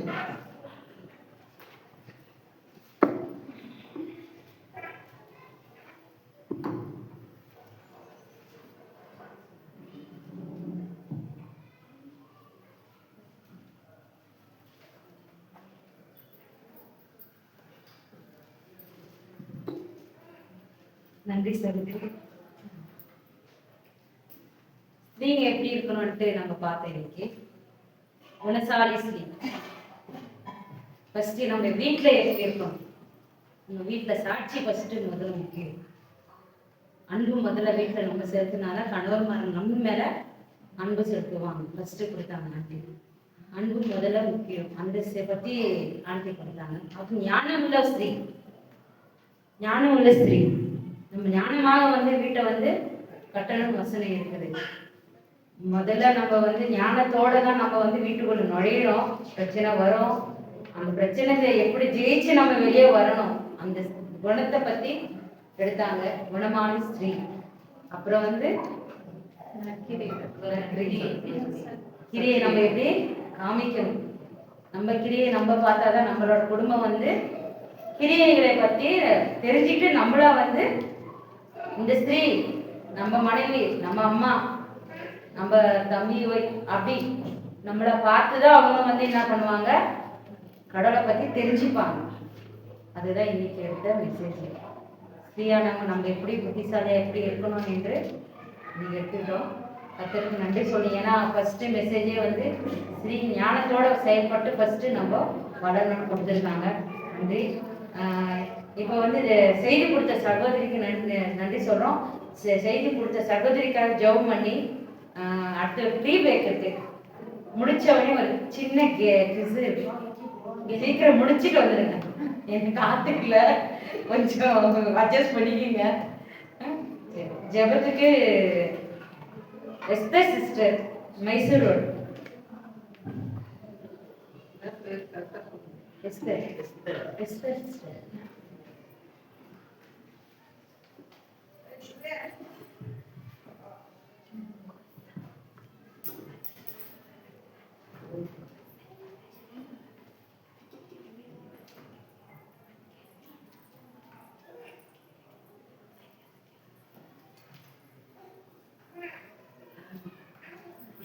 ಪ್ರಾರ್ಥನೆ ಮಾಡ್ಕೊಂಡು ನಮ್ಮನ್ನು ಬಹಳವಾಗಿ ಪ್ರೀತಿ ಮಾಡಿರುವಂತ ಪರಲೋಕದಲ್ಲಿರುವಂತ ತಂದೆ, ನಿಮ್ಮ ಪರಿಶುದ್ಧ ನಾಮಕ್ಕೆ ಅಪ್ಪ, ಯಾವ ಕರ್ತನೆ ಒಂದು ಸ್ತ್ರೀಯರ ಕೂಟದಲ್ಲಿ ನಮ್ಮನ್ನು ಭಾಗವಹಿಸುವಂತೆ ಸಹಾಯ ಮಾಡಿದ್ದಪ್ಪ. ವಿಶೇಷವಾಗಪ್ಪ ವಾಕ್ಯಕ್ಕೆ ನೀವು ಮಾತಾಡ್ತಿರ್ತಾನೆ ತಂದೆ, ನಾವು ಹೇಗೆ ಇರಬೇಕು, ಹೇಗೆ ಜೀವಿಸ್ಬೇಕೆಂಬುದಾಗಿ ನೀವು ಮಾತಾಡ್ತಿರ್ತಾನೆ. ಸ್ತೋತ್ರಪ್ಪ ತಂದೆ, ನಾವು ಜ್ಞಾನವಂತರಾಗಿರಬೇಕು. ಜ್ಞಾನ ಇದ್ದರೆ ಕರ್ತನೆ ನಾವು ಲೋಕದಲ್ಲಿ ಕರ್ತನೆ ನಿಮ್ಮ ವಾಕ್ಯ ಹೇಳಕ್ಕೆ ಸಾಧ್ಯವಾಗ್ತದೆ ಎಂಬುದಾಗಿ ವಾಕ್ಯ ಮುಖಾಂತರ ಮಾತಾಡಿರ್ತಾರೆ. ಸ್ತೋತ್ರಪ್ಪ ತಂದೆ, ಅದೇ ರೀತಿಯಾಗಪ್ಪ ನಾವು ಜ್ಞಾನವಂತರಾದರೆ ನಮ್ಮ ಮನೆಯನ್ನು ಕಟ್ಟಿಕೊಳ್ಳಬಹುದೆಂಬುದಾಗಿ ಕರ್ತನೆ. ಸ್ತೋತ್ರಪ್ಪ ತಂದೆ, ಅದೇ ರೀತಿಯಾಗಿ ತಂದೆ ನಮ್ಮ ಜೀವಿತದಲ್ಲಿ ನಾವು ಯಾವಾಗಲೂ ಕರ್ತನೆ ಸಂತೋಷಗೊಳ್ಳವರಾಗಿ ಕರ್ತನೆ ನಿಮ್ಮ ವಾಕ್ಯವನ್ನು ತಿಳ್ಕೊಂಡು ಜೀವಿಸುವಂತೆ ನಮಗೆ ಸಹಾಯ ಮಾಡಿ ಕರ್ತನೆ. ಸ್ತೋತ್ರ ದೇವರೇ, ನಾವು ವಾಕ್ಯ ಕೇಳಿ ಮರೆತು ಹೋಗೋದಾಗಿ ನಮ್ಮ ಜೀವಿತದಲ್ಲಿ ಇಟ್ಕೊಳ್ಳುವಂತೆ ನೀವು ಸಹಾಯ ಮಾಡಿ ಕರ್ತನೆ. ಸ್ತೋತ್ರಪ್ಪ ತಂದೆ, ಅದೇ ರೀತಿಯಾಗಪ್ಪ ಬಂದಂಥ ಎಲ್ಲ ಆತ್ಮಗಳು ನಿಮ್ಮ ವಾಕ್ಯನ ಕೇಳಿ ಮರೆತು ಹೋಗೋದಾಗೆ ಅವ್ರ ಜೀವಿತದಲ್ಲಿ ಇಟ್ಕೊಂಡು ಮುಂದಿನ ದಿನಮಾನಗಳಲ್ಲಿ ವಾಕ್ಯದ ಪ್ರಕಾರ ಜೀವಿಸುವಂತೆ, ನಡೆಯುವಂತೆ, ಜ್ಞಾನವಂತರಾಗಿರುವಂತೆ, ತನ್ನ ಮನೆ ಕಟ್ಟಿಕೊಳ್ಳುವಂತೆ, ಸಭೆ ಕಟ್ಟಿಕೊಳ್ಳುವಂತೆ ನಿಮ್ಮ ಸಹಾಯವು ನಿಮ್ಮ ಕೃಪೆಯೂ ದಯಪಾಲಿಸಬೇಕಾಗುವಂತ ನಾನು ತಪ್ಪಿಸ್ತಾ ನಿಮ್ಮನ್ನು ಎಸ್ತಾ ಪ್ರಾರ್ಥನೆ ನಾಮದಲ್ಲಿ ಬೆಳೆದಿದ್ದೀವಿ.